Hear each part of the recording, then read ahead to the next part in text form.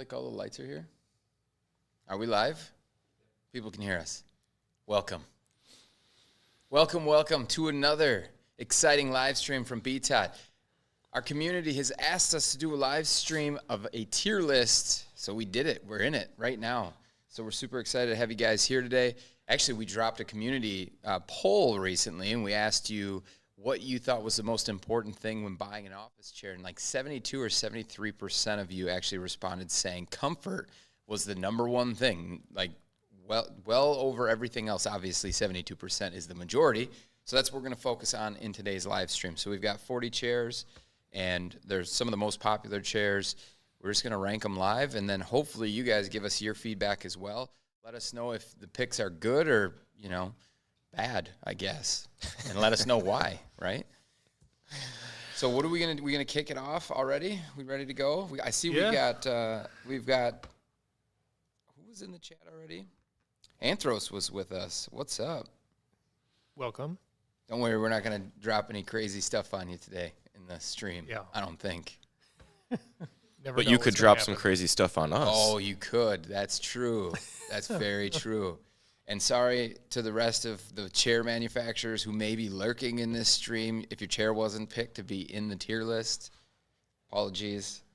Can't do them all. Can't do them all. We'd be here for 8 hours again. Well, longer. We've got so many chairs now. Yeah, we have. We have to be like a chair-a-thon. We have to swap people out. We go 24 hours, swap in Colton, let me take a nap, bring in Francis, let you go have some lunch. You guys want to see a 24-hour live? Say no, please. Don't do that to us. All right, let's kick it off. We got some questions in here, too. You guys can pop some questions in quick to start it up as people are joining if you want to. Be happy to answer some questions if you got them. Yeah, it's going to be super casual. Some Q&A, going through some chairs, tier list rankings. So feel free to ask whatever your heart desires. I got some weird buildup here. Does this look right to you? Well, I was wondering what you were drinking. It's Celsius, but I don't know if that's the thing. It looks like cream soda. It's got some stuff hanging around in the cup. So I've been eyeing that up a little bit. Yikes! I'll still drink it because I need my caffeine, but Anyway, it's a little chunky. All right, I'll let you know what we're all drinking. What do we got for Steelcase Leap is our first chair on the list, so this is one we are very familiar with. The most familiar with, some would probably say. What cologne do you use? What cologne do you use, Robert? I don't really wear cologne. Yeah, I stopped focusing on cologne once I got out of college, to be honest. I used to wear like Michael Jordan back in high school. Yeah, that was a good one. Curve. When we were out there courting our ladies. Water? We were wearing some really good cologne, but we've actually my wife bought me something that's super clean. You just go with the timeless classic Drakkar Noir. I don't know if that's still out, is it? You'd smell like your grandpa, but it's solid. Yeah. There might be some chairs on this list that are cheaper than the Drakkar. 100%. Yeah. We'll get to those in a bit. All right, kicking it off, Steelcase Leap. Yeah. Should I start this one? It's more expensive than the cologne, but it's probably worth it. Well, it doesn't have to be super expensive. Yeah. You get a refurbished version for half price. But shameless either plug. way, BTOD refurbishes Steelcase Leaps. I'm glad that we started with this one because this is one of my few S-tier chairs, so we get to start out on a positive note. And the comfort is perfect for this one because it remains S-tier. I just think that this is the most well-rounded chair I've ever used. And it's probably one of the reasons why we focus on it so heavily and got into the refurbishing world so that we can sell it. But seat, arms, back, everything that I touch on the chair I really, really like, and I would consider all three of those to be S-tier for me personally. Recline, is the only thing I wouldn't rank S-tier, but because the other three are so strong and because I don't know, I think I've been ranking recline a little bit too hard just because I don't actually recline as much as I thought I did when I really started focusing on how I use my chair, especially when I work. Yeah. So the Leap it doesn't get any better for me. So S tier. I find when it comes to recline, if I have a chair that the recline is amazing, I recline more. Maybe that's what it is. If I'm in like a Leap that's not its strong suit, then I just find myself sitting more straight up. Yeah. Like if I'm sitting in an Aeron, then I keep it unlocked and I find myself reclining more. But yeah, does that mean that it's like a feature I have to have? Not necessarily. So what's your rank? Well, on a Leap, I'm not quite at S. I am at a A. It's tough, though, because it has so many of those things that I absolutely love. The seat pan with the tons of movement, the backrest, tons of movement, being able to flex all over the place. Arms, S-tier arms, I would say, with all the adjustability. The pads are really nice, but it just lacks. I mean, it probably is that one area is that I do wish it had a little more of that nicer recline. So it puts it just slightly below that S tier, but it's probably it's definitely an A+ for me. I guess that means it's my turn to go, right? I think, too, with the whole point that you said about the recline, I think a lot of folks that are really on the stream right now are probably at home, working from home in some capacity. You use your chair for more than just working at home, though. You're doing other things like watching content. Maybe you're watching shows in the same room even. And for those people who do want to recline, they typically want a headrest to go with it. And the Leap they don't have a good headrest. So I don't really recline as much in it because it doesn't have a headrest. When you're reclining, a lot of times you just kick back and hanging out. Yeah. So that's why it doesn't work when you're working, I guess. But for me, I rank the Leap really high. The only thing is you guys are, if you've been following BTOD for a while, I like that Amia seat a little bit more. It's just a little bit flatter. I don't want more cushioning. I don't need additional thickness to get comfortable or more comfortable. I just need a little flatter seat, so I like the Amia seat a little more. So I'm going to give it an A tier. So Greg Double G Wade says, Amia greater than Leap, fight me. Give me the location and time, bud. Where's the double G? Is it a triple G or a double G? See, folks, if you got the name Greg, which I was born with, we got into obviously, this yesterday. So you've got technically 3 G's in your name, so he can't come at you with the 2 G's. I have 2 G's. Everyone forgets the first G. Yeah, well, you shouldn't, because it's what starts the name. Well, yeah.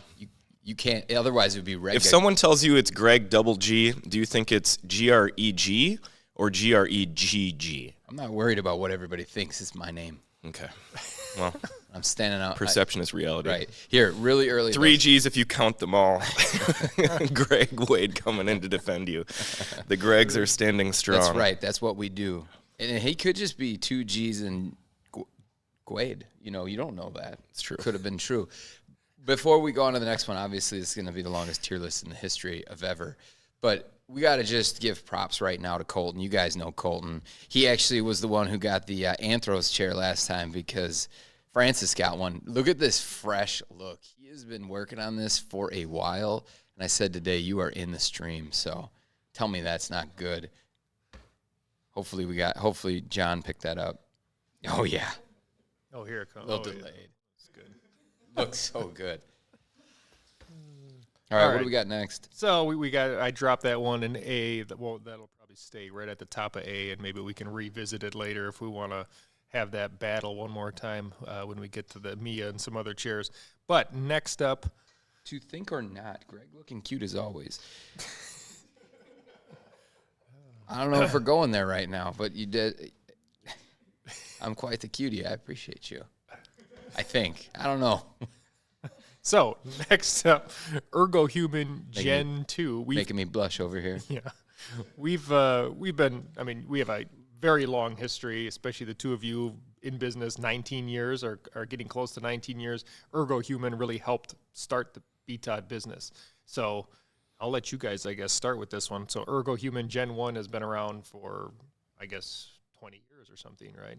And now it's finally been replaced by a Gen 2 that has a lot of improvements. So, and even more improvements coming because we are just about a month away from the all leather and the hybrid coming, which is the mesh back and the leather seat. So for everybody who's been waiting for what's probably going to be the ultimate Ergohuman ever, it should be here in about a month. Yeah. The problem for me is that it has the mesh seat right now, which is going to always be the polarizing factor. I do think that it's one of the more comfortable mesh seats that I've used, but for me it kind of takes away a little bit from the added things that they fixed, which I do think are huge game changers. The armrest pads especially are right there with the Aeron pads as the most squishy, comfortable pads I've ever used on a chair. So that is a huge improvement, as well as them kind of fixing the backrest angle so that you can actually use the chair in an upright position instead of being in kind of this forced in-between recline mode. So I really, really like those changes.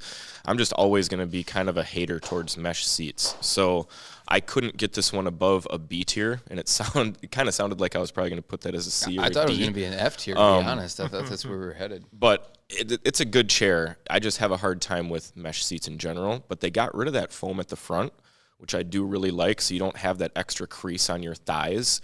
So one of the better mesh seats, it's just I would always prefer a padded design. So I'm looking forward to the leather seat mesh backrest combo.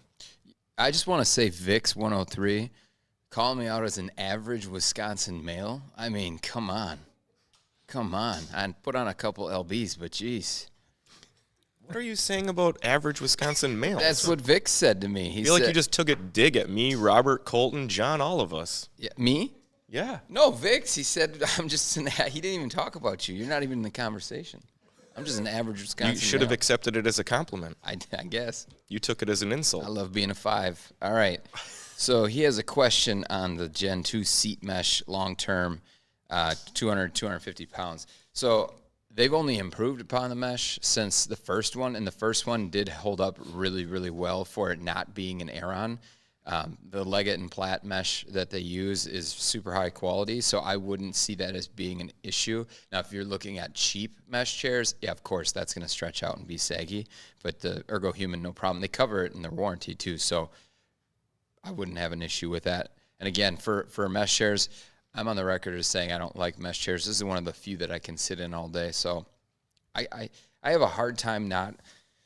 I know the leather one's coming because I know that's going to be like the top pick for me. So, yeah, Ryan just was kind of a hater on this one. He gave it a B. I'm going to go A. I'm going to stick with my A. Maybe A minus, just longer term sitting, but I'd still an A for me. Yeah, I'm in an A too. I mean, a lot of the same stuff you guys talked about. I love that flexible lumbar support.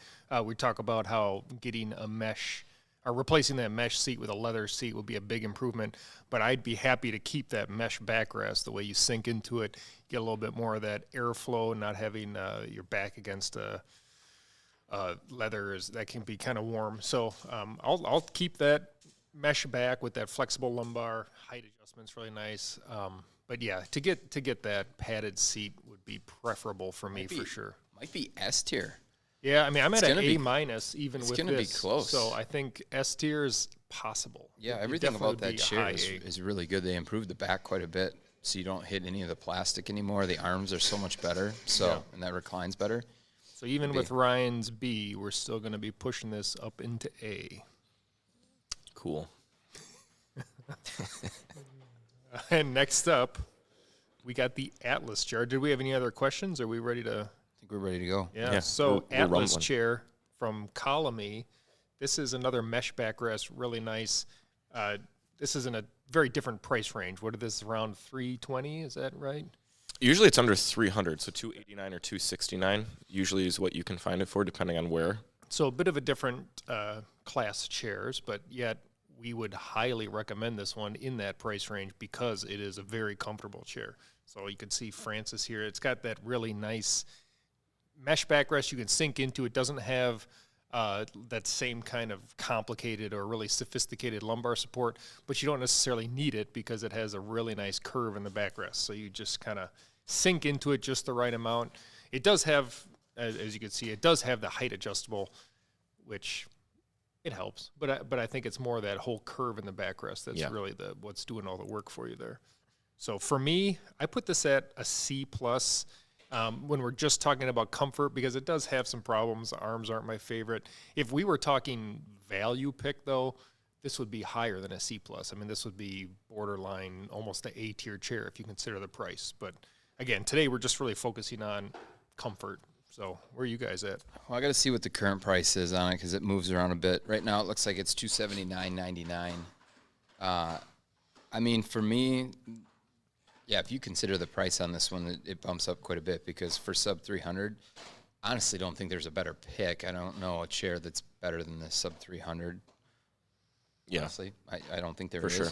But it's not perfect for sure from a comfort standpoint because it's a chair that's $300. Maybe it's worth up to $400, but it's still kind of on the edge.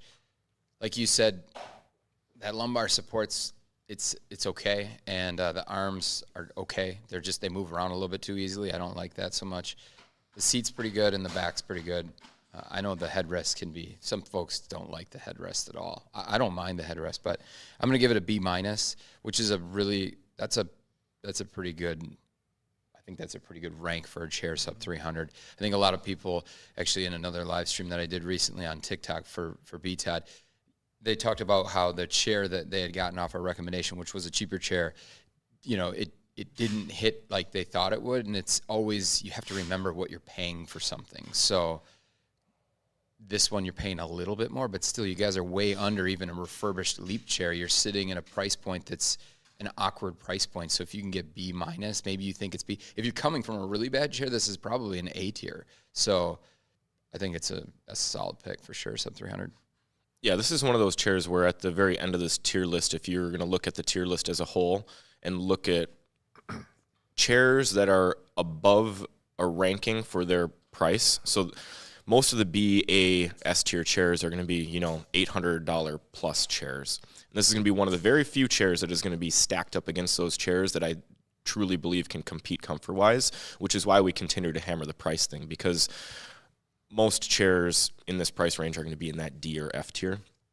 But like they said, it's not absolutely perfect, but I do think that it is good and can compete with chairs like the one that we just talked about, because I do think it has a pretty comfortable seat. It's a little bit firm for some, and some people think it's a little bit too small, but I think it's pretty comfortable. The arms aren't super soft, but they do have some soft padding to them. They're not hard like most chairs in this category, and the backrest is the number one factor for me that I really like, just because it's so much like that Vera back with that stretchy, flexible mesh and the perfect curve that, yeah, for me, this is going to be somewhere in that C+, B- territory. I could go really either direction, and I'm just going to go ahead and go with a B-.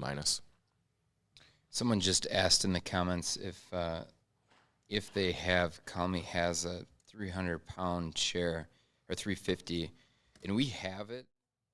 Actually, Travis uses it, our e-commerce manager. And so I can't find the link for it right now, but they have a chair that's rated, I think it's rated up to 500 pounds. So it's actually a really good chair, again, for the price point. It's another I think it's $300 or something right around there, which is tough to find right now. It's actually well built, good quality for the price. Colomy's kind of known for having like really low prices, and I think that's their plan. So they bring these chairs into the market that, I don't know, maybe they kill the market a little bit because they're so inexpensive, but I would look at their products. And I would look at I'll try to find the link here. So what's the overall on that? Well, I got it at about a C+, B- range. Because we had, Ryan, did you say C+, or did you go up to a B? I had originally ranked this as a C+ the previous time, but thinking about it more compared to all the other chairs in the previous chair we just did, I think it probably deserves more of a B- rank from me. So then we'll go. You went B- low then? B range then. Yeah. Wow, big deal. Anybody got the Atlas chair right now? I'd be willing to bet right now that there will not be another chair priced around this one in the B tier at the end of this video. Yeah. I'm super curious if anybody has the Atlas, because we talked about it so much. Heads up on that seat. Did you put the screws back in it? Sorry about that. Took that off recently. All right. It really looks like it's moving quite a bit. Okay. We got the Anthros chair out. Sorry, Anthros. I took the seat off and took a bunch of stuff off the chair and then forgot to put the screws back in. The seat's not supposed to move that much. Yeah. Anyways. Yeah, and that was to show the bottom, right? To show kind of how the seat pad we were showing works, how that worked. so Actually, you could show it now. That's super convenient. It's perfect. we weren't trying to swap seats or anything. The sit bones. Yeah, that's one of the most unique things about the Anthros chairs is the design and the seat, because you can. She's working on it. It's hard to do it, yeah. But when you actually apply enough pressure, you will push through the holes, and that helps with your sit bones, so you don't have that really. So when you have foam that just kind of condenses down on itself, it just becomes hard. So foam on foam on foam, it just pushes down, and it just becomes. You can feel it in your butt, really. And when they have those cutouts like that, that seat is incredible to sit on for sure. This might be one where we should let Frances give us a little. Yeah, let's hear your take. Let's see what tier she goes with. Oh, we know where she's going with this. Oh, well, yeah, you already know that this is my ultimate S tier chair. Like, so far, there has been nothing that can beat this for comfort. And it's completely fixed my back pain and the cross-leg sitting habit. So, I mean, the seat is beyond S tier, probably God tier. Wow. Yeah. And then It's above the Lamia. I think it is, personally. The only Warranty's thing... in question, by the way. We just heard from Anthros that now that I've taken that seat off and some other things, now the warranty is in question in the chair. That's pretty funny. Yeah. No, I'd say only thing is I wish there was a little bit more arm adjustment. But other than that, it's landing solidly in S tier for me. Hey, they told us, right? They talked about it. You know, maybe some changes coming there. So I would agree with that opinion. Yeah. For sure on the arms. Robert? Yeah, I mean, I do find it to be a very comfortable chair. I don't put it quite as high as Frances, but still that seat really is great. I love how much you sink in without ever feeling like you're buried in the seat. Some seats that have that thicker pad, you just kind of feel like you're really locked in there. And then that backrest being a little narrow, it still lets you move around a little bit in the chair, which I really like. So definitely they had some improvements with this version, and they definitely improved it. Arm pads are really nice, good cushion on them. So yeah, it's definitely a chair I like. It does take a little bit to set up, and that's where I haven't spent as much time as Frances and some of the others in it. So you have to make sure to really dial it in. You know, they came here and they helped us kind of set them up to sit in a little bit, but then, you know, once you start other people using it, you kind of lose your adjustments. So, but yeah, once you get that dialed in with that pelvic support just right and the backrest at the right angle, it's very nice. So, well, yeah, tier, I mean, I had it at a high B. So right now, I mean, if we're going to incorporate Frances's S and my high B, we're somewhere in the A's. So let's see where you guys have it. Ooh. Yeah, I mean, I think, so I like the chair a lot too. And I've talked about, I've ranked it before in tier lists. I was the one who first gave it a review. The things that still stand out to me that can't get it up to that higher tier are going to be the arm pads, just because the shape of them, I love the softness of the pad. It's just not wide enough. And I do this with my arms all the time. I bring them in really narrow. I like that full forearm support. I like to feel like I don't really have to reach for it. And so that I knock it a bit there. And then, of course, the front edge of the seat pad.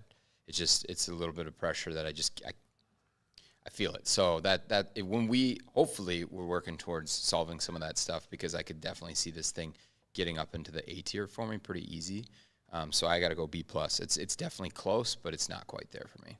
Yeah, I'm in a similar spot. It's just all of the areas have one little thing that just bump it down a tiny bit for me. The seat front edge thing is also something that can annoy me, just having that on the back of my legs. I don't mind the armrests. I actually like the armrests. I think they're comfortable. Maybe they could get a little bit more narrow, but I haven't found that my arms are slipping off them. The backrest for me is the one area where I think it would make the biggest improvement if it just had a little bit of height adjustment, just because I'd like to bring it down like an inch, just because the way that it is right now, it kind of flexes and puts me in a spot where I kind of want to hunch instead of it kind of forcing my back forward the way that it should be. But the materials, the foam, all of that is super comfortable. I do wish it had something more similar to a knee tilt or a synchro tilt recline, but I get it's kind of limited due to the design that they chose. So I'm going to be at a B as well. But again, a couple tweaks, and I could see this thing getting up into A tier. And if it tweaked everything that I just mentioned, it would be close to an S tier chair for me. So either way, very strong, comfortable chair the way that it is now. And there's still some room for improvement, which is exciting. So, and they recently lowered the price $200, which is a huge thing for people who are maybe on the edge. And I think they gave it, what was the coupon that we have? Is it $200 on top of that? Should be listed in the description. I don't know, but I'm pretty sure it's like $100 or $200 down in the description. So not only did they lower the price $200, then there's a coupon that you can apply to get it down like $400 from where it was, which is that's huge for a chair. Because the thing I think about this, I see some comments sometimes, and I think it's people who haven't used the chair, is that they say it's like low quality or it's not to the level of whatever, like Aeron, Herman Miller. That's crap, to be honest. This thing is well built. Like, it's a solid chair. So from a build quality standpoint, it's definitely quality. And I'd be willing to go out on a limb and say from a build quality standpoint, I would rank it above Hayworth as a brand. Yeah, that's fair. It's not, I don't think it's quite to Herman Miller level, and it's not quite to like a Gesture in terms of the way that it feels and the smoothness. But build quality, I would rank it right there with all the Hayworth chairs and anything that isn't a Gesture from Steelcase. So, yeah, like Greg said, if you say that it's not a well-built chair, then you simply just don't know what you're talking about. All of the components are 100% customized to this chair from a very, very reputable manufacturer. Well, legit coming from the same place that Herman Miller is getting components from. So right. That's a fact. And I think there's maybe a perception about plastic and that's a negative, but the way that technology is, that those plastics are what allow a lot of these things to happen, like flexibility and different things. So just because you're seeing some plastic on the chair doesn't mean it's a downgrade. Right. I mean, there's plastic now that's stronger, more flexible, more pliable than the metal that you can use. So it's not like, we get this all the time with the Aeron and people saying that the Aeron Classic is an upgrade to the Aeron Remastered because it has an aluminum base. And it's like, no. Yeah. Just no. Well, if I have to hear that Aeron Classic roll around our office anymore, I'm gonna go crazy. You can hear it from the far-reaching corners of our office as it's making its clanking sounds. For sure. We need info on how noisy these chairs are. That's another area where Anthro's excels compared to all the other brands. It's not nearly as noisy as like an Embody or the Leap that I use or many other chairs. So that is one advantage it would have going for it. And I got to say this, because that's a good question, the forged one. The fact is that you could get like 10 chairs from Herman Miller, and 3 of them are going to be noisy. It just is what it is. There's so many moving parts on these chairs. It's really hard to minimize it completely. And if you want it to be super quiet, then you're going to have to get dry silicone spray and just be on it all the time. Because there's just too many moving parts, and you're always in the chair moving around and flexing. Like, it just develops sounds. You know what? I just thought of a chair on our list. I don't know if you guys can think of this. That's the absolute quietest chair on the whole list. Your kitchen chair. That's correct. Right. No movement, No no moving adjustments, parts. nothing. It's no longer, it's got to have some creaks. You said that thing was, you Well, told us the backstory on it came from the previous owner, but right? it is such high quality. It's good. I mean, there is It's basically no creaks. It's good wood, folks. It is good Well, wood. you know, sometimes spaghetti sauce gets worked into some of those cracks. Yeah. And it all gels just right. From your what meal? Is it a schlop meal? What do Yeah. we Yeah, the dump dinners. Why can't I never remember I that? have never had a dump dinner. Okay. You're right. He has weekly dump dinners at his house. We just don't get invited. Okay, next up, Knoll. So I actually put that in a A-. I don't know if you guys are okay with that. If we throw in Francis, and I know Colton definitely gives us a S tier, that puts Anthros in an A-.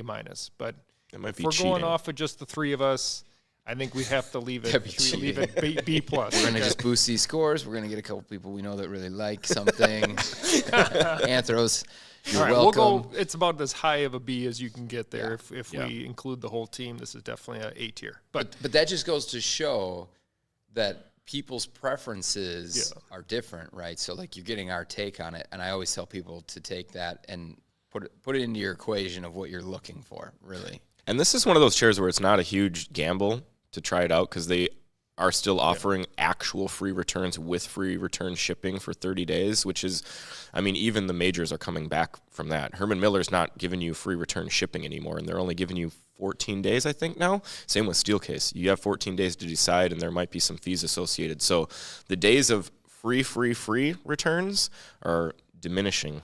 So If I don't make it through this live stream, just know it's the Celsius with the chunks in it. yeah, is that ice or is it the It's Celsius? disintegrating the cup, I think. Yeah. Okay. I was hungry. So I'm just that's weirded what- out by the color of it. What bad. flavor is this? Peach vibe, and it's brown. Well, I don't get talk it. about it. Okay. All right. Okay, Knoll Regeneration, our next chair up. This is I mean, we say this a lot, but for me, this is a big sleeper pick.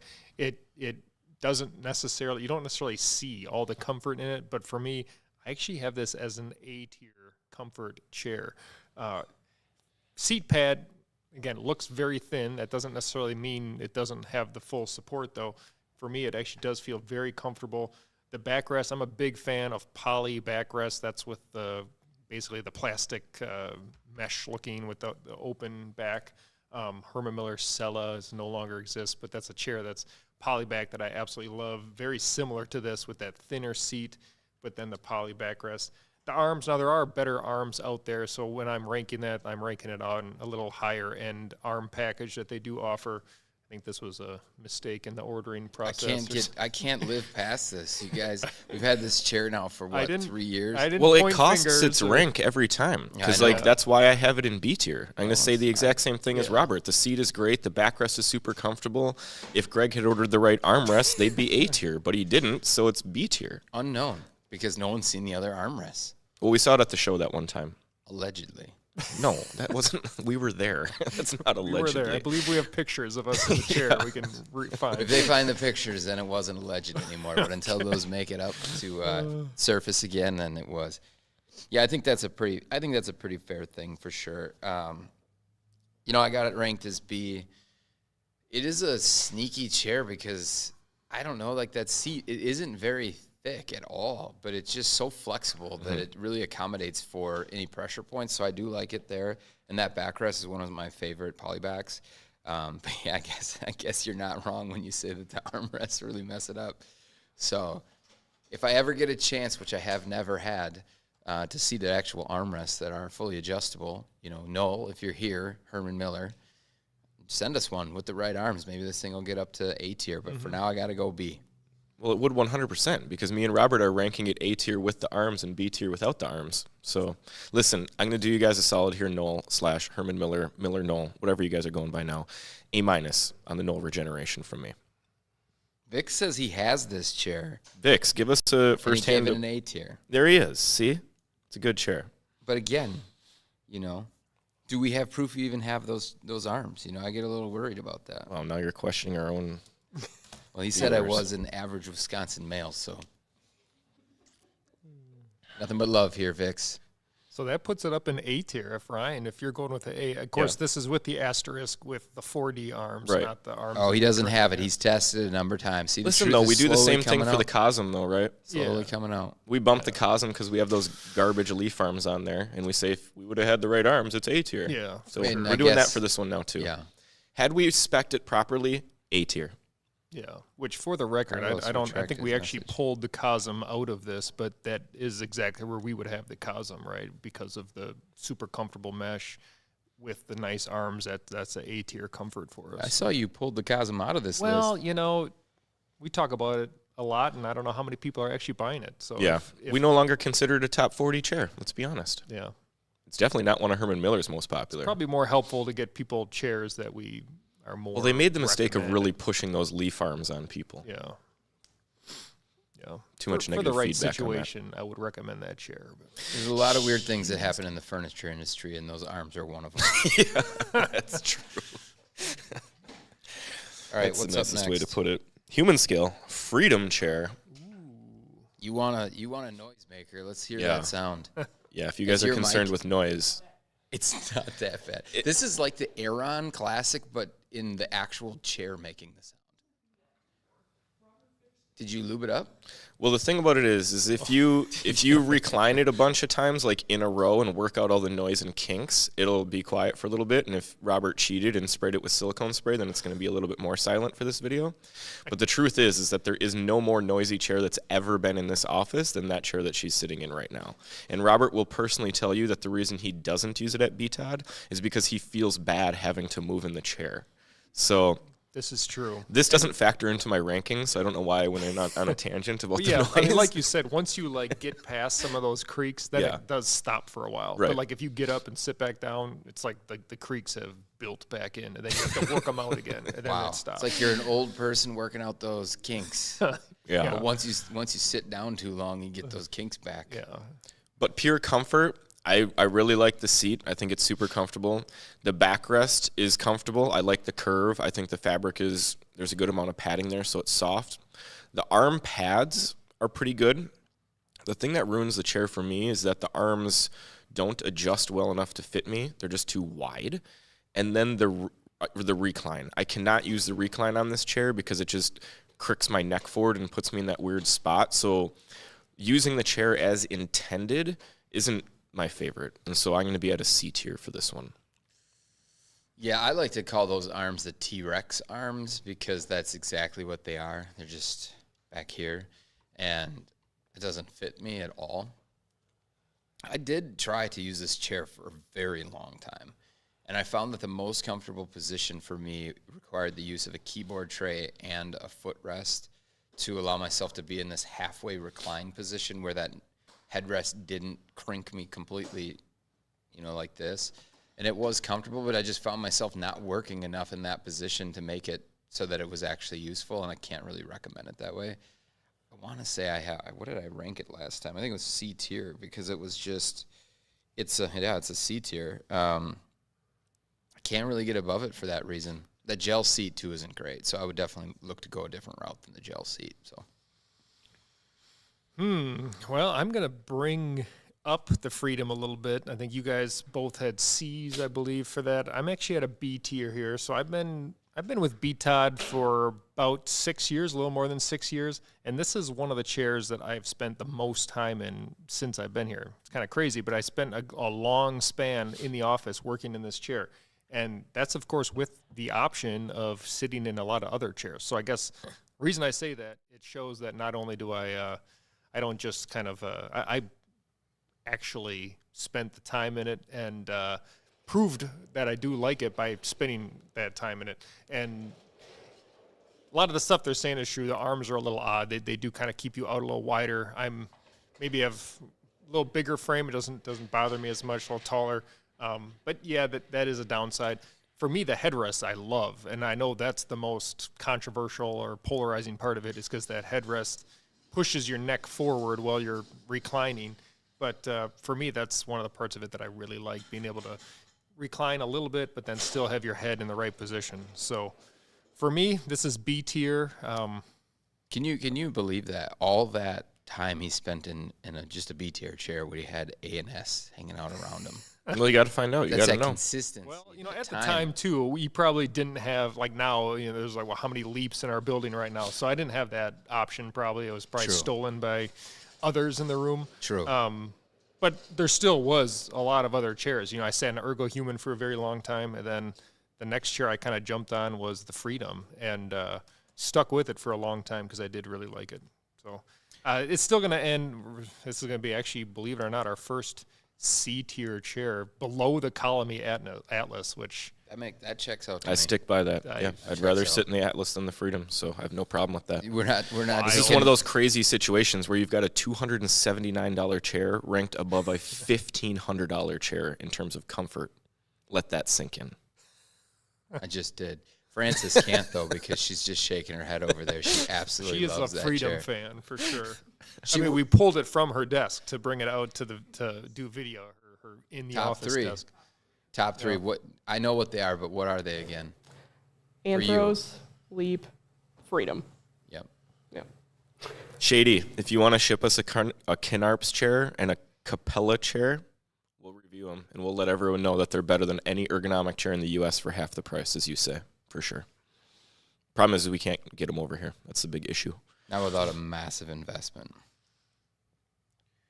What Taylor Jordan props, shout out. Wanted to give you guys some love for the BTOD Leap I recently bought. Took it to work and has already done wonders to help with back pain I've had for years. Thank you a million times over. Appreciate it, Taylor. Thank you. And appreciate you showing up to the stream still. Even though you're already sitting in that, I don't know, what would you rank it? You got to let us know what you'd rank it. Oh. Must be at least an A tier.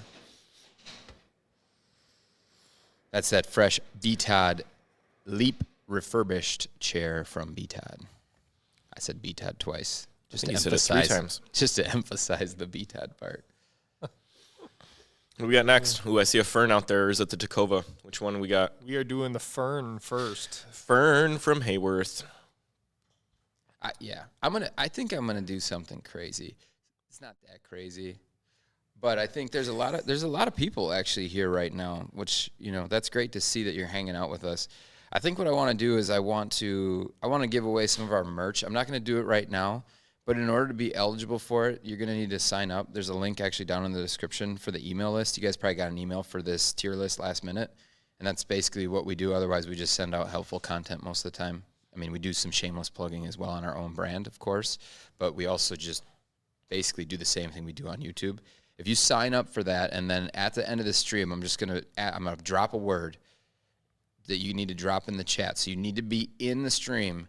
I'm going to send out, I don't know, 5 sets of merch. We got a hat, a shirt, hat like this, a shirt literally just like this, a sticker like on Robert's computer, which is Cherif's, and he's got the other sticker on his cup. So that whole pack of BTOD merch, I'm going to send out 5 of them. So sign up for the list. If you're already in there, you don't need to sign up again. And Anthros is going to throw a chair in, too. So you're not going to do that. You're not going to do that to them. Just kidding. I'm just kidding. A chair for each pack of BTOD merch. Like, no big deal. Just, $10,000 in chairs. We wouldn't do that to you, Anthros. Please don't commit to that. So, unless you want to, you're crazy, but don't. So, anyways, back to Fern, second S tier chair. You guys will disagree, and truthfully, I kind of disagree unless you get it spec'd perfectly the way that I like it. So, the Fern is a good chair. About that right now. So yeah. So I got something really interesting to share because you guys weren't at NeoCon this year.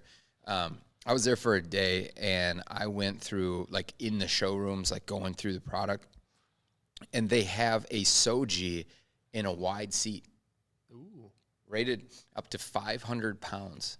Wow. So the chair's the same except for the wider seat. Yeah, and then they beefed up the components. Is the backrest the same? They kept the backrest the same so that the thing was, the whole pitch was that so everybody felt like they were in the same chair from the back side looking in. Got it. So, which, whether you agree with that or disagree is up to you. I'd prefer to just see the chair be a bit bigger so that you're comfortable and supported in the chair. However, the seat was really wide, and it was the Soji, so the price is going to be really competitive on it. And they didn't give me any exact time frame when it was going to be launched on the retail site, but that could be a sleeper pick for some people that need a bigger chair for sure. But again, we're on the Fern.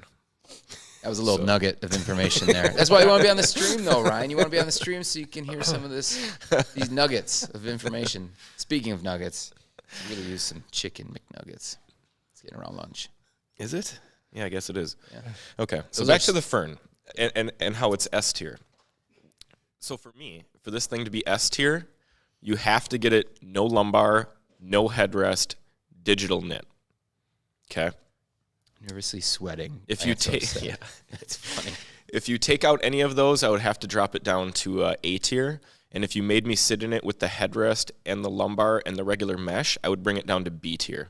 So overall, I think the chair is very comfortable. The seat is comfortable, especially if it fits you. If you're taller, it can be a problem because of the depth of it. I do like the arms. I wish the cushions were a little bit more padded for a chair of this price, but they're not hard and they are super adjustable. So I think that they're easily A or S tier arms. And the backrest is what really sets it apart from me, just because it's so flexible. That 4-layer system really makes you feel like you're kind of suspended while also being supported, which is really unique. I just think that the lumbar and not having any ability to adjust the depth is just way too aggressive for my sitting style, and it really pushes my lower back forward and kind of makes my shoulders a little bit uncomfortable. And then the headrest I just cannot use because it's rock hard and pushes your head forward. So again, super, super comfortable chair if you spec it to your standards. Either way, though, even if you spec'd it absolutely the most uncomfortable way, I'd still have it as a B. So yeah, that's interesting. I mean, I think I would love to have had this chair with that digital knit back and having the lumbar, just because I know we have chairs with lumbar but not digital knit back, and I don't like their regular mesh backrest. I think it's not nearly as comfortable as that softness that you get from the digital knit. So I've never been able to really see if it could potentially be my, S tier chair. It's an easy A for me though, because there's a lot of options obviously to spec out for you to get it to your potential highest point, but I think it's kind of like a Leap chair in that it's adjustable enough that most people are going to fit it pretty well. and it's comfortable for most people. The only thing is if you get a bit on the tall side, that seat, when it stretches out real deep, like, or where it's out furthest, there's a gap that forms between the seat and the back that people complain about. And some people do think that seat's a little bit too firm. I know Ryan said that the seat really broke in for him sitting in it a long period of time. So that's a drawback. The headrest is, it's terrible. And then quality control has definitely been a concern for folks lately. But from just a comfort standpoint, I would say that this is definitely going to be an A. Yeah, I'm right there with a lot of those same thoughts as Greg. I personally would stick with that lumbar. There's a lot of questions and debate about whether you should have that lumbar in there. Personally, I like more strong lumbar support, so I keep it in. I don't think it's like really overly strong or super aggressive. So it's kind of interesting, people saying that that's a really too aggressive of a lumbar, but everyone has different preferences. That digital knit, though, is really amazing. So I've spent time in the regular mesh one, and sometimes it's like, is it one of those things that I'm just like, a perception becomes your reality of like that digital knit feels like it has a little more pad to it, or if it actually you are feeling that in your back, I don't know. But I think there is just enough of that little extra bit of cushion that it feels really nice. And it also, when I say perception, it just looks so cool. So I know that doesn't really impact comfort. But for me, it's definitely more comfortable. Like, I feel it's almost like a pillow top effect, but not that thick. But like going from just straight mesh that is a little, I mean, if you were to sit in the mesh version with no shirt on, it's going to be abrasive to your skin. It's going to be uncomfortable, and it's going to be pretty firm because it's just straight mesh. Yeah. But once you put that digital knit layer over it, it's all of a sudden comfortable on your skin, like to the touch, and you've got a little bit layer of softness that you kind of sink into a little bit. So for me, normally I'm not very big into upgrading fabrics. I usually just get the base model black. You're not going to see too much improvement. It's kind of one of those things of diminishing returns at a certain point. Not with the digital knit, in my opinion. I think you're getting all of the value by upgrading to that. I got to give a shout out here real quick. Did we score? Everybody scored? Did we? Yeah, we're dropping that right behind the Leap because we do have an S from Ryan, but we're both at solid A's. So Leap still beats it, but it's right behind there. Yeah. Okay. Looks like, so we'll just run through some of the comments here quick. Yep. Love the Ferns look, but no support for me in my country. Too risky to buy and ship in. I'm going to stick with Herman Miller. I can see that. Vic said that the Soji's biggest flaw when we were talking about Soji was the recline tension. If they beef that up and add multiple tilt lock positions, I wonder if you got a defective chair. Yeah. Because the tension on the Soji is really good. I do agree with the tilt lock, though. You only get upright position, which is kind of a bummer, but... Greg says that every chair that he's ever sat in is too shallow on the seat. That's a problem Robert runs into a lot of times, so I think he gets that. I'm only 6 feet with my shoes on, so I guess I'm not actually 6 feet. Yeah, I'm definitely long leg 6'2". So for me, that's usually the problem is more so the seat depth, not as much the back. But so it's something to think about when you're looking at chairs. Are you tall in the torso, or is it your legs? Because that can impact. You've been on record to say you have the legs of a 6'6" man. We need to have you stand next to Bill next time he's here. No comment on his legs. We're going to find out for sure because he said that to me before. Yeah, next week we're going to compare where his hip lines up to Greg's dad's hip. Yeah, Bill and we'll see because Bill Knighton is 6'6". Yeah. I think he's 6'5" because he's getting older. Bring him over just for that. He's hunching a little bit. Yeah, he's lost shrinking. an inch. He's shrinking a bit. Yeah. I got my Steelcase Amia from BTOD. Why this? Nice. Appreciate you. Props. Thank you. Glad I switched from a Leap V2 from another seller that puts a thicker seat pad. That's what I'm talking about. The Amia seat pad is truly S tier. 100% agree. And again, on record, I do not recommend going with a thicker seat pad that's also softer with a hard edge on the front. I don't understand why people are thinking this is the right choice with this chair. Stick with a chair with a pad that's designed for the chair. Yeah. The Amia and the Leap have the same thickness on their seat pad. They're just slightly different in the actual shape and contour of the seat. So thank you for that. I appreciate you giving me something to talk about here too. Fern is GOAT, just straight up. My 2016 Fern with Atlas headrest has become a lounge chair. Can't get work done because it's so comfy. Yeah. Wow. Well, that says a lot. So same problem, long legs. Greg says he has the legs of a 6'6" male as well. He didn't say that. Okay, what's So next in the list? Jonathan is saying that his Amia took some time to get comfortable in, and I think that's something to just to think about with all chairs. There's going to be an adjustment process. Like that's why when we do our videos where it's our first impressions, we like to just say, okay, this is what it feels like, this is what it looks like, components, all that kind of stuff. But we hold back our full review, or we're not ready to give a full comfort rating until we actually spend more time in the chair, because definitely we've had it before where we first get a chair and we're like, oh, this is great, or where it's really bad, and then you spend some more time in it and realize it. So just because maybe your first day or first week is not comfortable in a chair, don't just give up on it. You have to adjust. And as was it Jonathan said, it took some time to adjust things. So like figure out what tension should you have. If you feel like you're working your core too much, maybe your tilt tension's not right. So give it some time. There's definitely a lot of adjustments that you can use to really kind of fine-tune stuff. Yep. For sure. So, and everybody's preference is different. I always thought it was so interesting once we took that lumbar off your chair for the Leap, and you're like, I can sit in it now, and I love it. But before, it was just way too much lumbar, which is, it's going to happen. But it's nice that some chairs do have those adjustments. All right, so what's up next? It's the Takacova. This is the Takacova. This was the chair that someone commented in the TikTok live stream. And if you guys ever want to hop over to TikTok, it's going to be probably Mondays, Wednesdays, and Fridays, I think, for the live streams over there. And we're just going to be answering questions on chairs. It's just me. So if you don't like me like these two guys, then probably skip it. But I'm just an average Wisconsin male. It is what it is. Michael, there is no difference. They have those two listings because they use the one listing as their full price listing. It never changes. And then the other listing is the listing that they use when they're offering crazy deals and super buys, like the Takacova for $119.99, which they were doing last year for a long time. So there's no difference. It's just a tactic from sellers to... They still have that expensive one? Yeah. There? It's just a tactic from sellers to, make a way bigger margin from people that don't necessarily know the difference, and then for people that are savvy shoppers, they have the lower priced one to convert you there as well. What that tells me is they aren't making any chair on this chair at the cheaper price. Yeah. But because we already thought that was the case. Honestly, it was so cheap. So would you pick a used Steelcase Reply Air or a new Takacova? I've never used the chair, but I can tell you that I'd probably almost always go with a used Steelcase anything over a $150 chair on Amazon. Even though the Takacova is really good. I mean, for the price, right?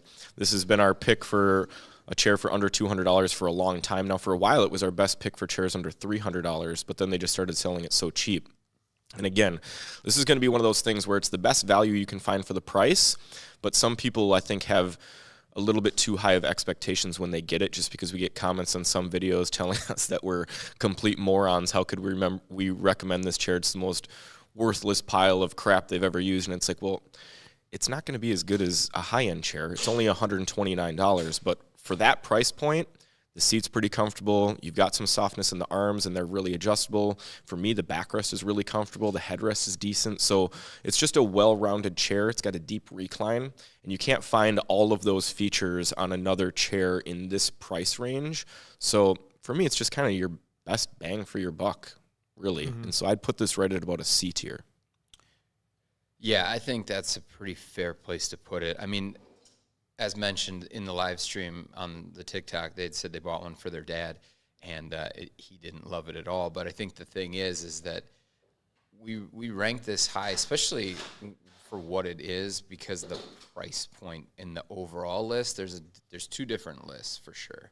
There's an overall where you bring in the cost value, and that's a really good play for $129, but it's $129 for a reason. So it doesn't have nearly the build. It doesn't have nearly the level of quality. And so, like you said, I'd look at that used chair. Now, that's also a dice roll, of course. So I just be careful there. I would probably look more to trying to find a Leap or an Amia chair, in the used format for a really good disc. If you've watched Robert's video, he somehow scored. It was dirty, but he put some time into it. For $25, he got a chair. So you could, if you want to spend the time and put the work in, you could technically get a really good deal on a better chair. So that used can be a wide gamut of products too, by the way. But I'm putting it at C. It's probably more like a C minus. Honestly, it's not hard. It's like not right in the middle. It's probably C minus for me. So Yeah, and I'm right there with that, kind of a low C. And I think to get a chair down to that D range, it normally has to have like a more obvious problem. So we're usually going to say like, well, I can't sit in this because of this. If it hits F, it's because it's actually like something's really uncomfortable. Like I can't even sit in this because this jabs in my back or something. So the fact that it's a C, it means it doesn't necessarily have, at least for me, and I think you guys would agree, it doesn't have like a glaring problem that makes it uncomfortable. It's just average. It's just fine, and you're probably going to be okay with it. Now, of course, if you're able to boost your budget, we already talked about the Colomy Atlas. It's going to be, not, well, I guess it's almost twice as much, but it's still very lower price range for an office chair. But you're going to get, a B comfort and better materials and a lot of better features out of the Atlas for a little more, instead of getting a C tier comfort, low C tier out of a Takacova. So, but the crazy thing is that the Atlas is twice the price. Yeah. So that's why you go back to the Takacova is not B or A tier, but it's $120. Yeah. you have to look at what it's compared to as well, and I can't sit in the Staples Hiken chair. That's $150. I simply can't sit in the chair. The headrest hits me in the shoulder, so that would have to go.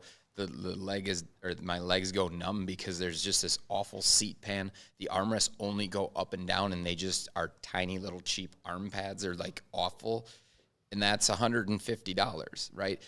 I just recently saw that the GT Racing gaming chair on Amazon is $170 right now. That's the worst value in office. And that is incredible. So we're putting it up against that. It's like, all right, well, this is a pretty decent chair because those other chairs are D and F tier all day. Yeah.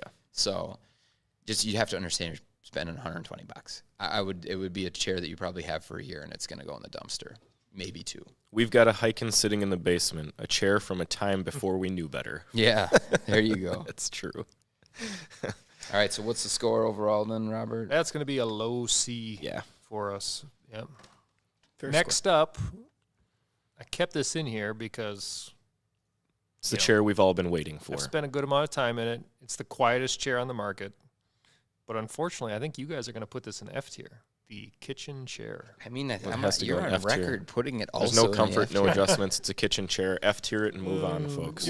Real quick though, your mother-in-law, your kid's grandma. Yeah. Sorry about that. She likes it so much she won't let you bring it back in anymore. It's true. So someone out there, this is S tier. It's got some good history. For those if you take it sloppy out of dinners. If we take it out of the comfort rank and put it in the overall, then maybe all the other things like looks and materials. I just realized I've been hunching over this whole time. I got this chair way too high. Would bring it up higher, but yeah. And this mic in the wrong place. We have to go F tier. F tier. Yeah. Listen though, if anybody wants to buy it, throw out some real offers because last time it was real weak. I'm not saying it is never going to be sold, but it would have to be quite the offer. Jarathan, my son has a racing-style gaming chair, also from the old and ignorant days. And if we ever see that Ameep deal again, I might buy it for him. Ryan just left. He might. I don't know. He was not very happy about it when it happened. So, shh. Yeah. And we do have outlet Ameeps, right? So an outlet Ameep would drop it a little lower. Yeah, it's still, it's a crazy deal at the price that it's at. So yeah, we'll get talking about it a little more coming up here as well.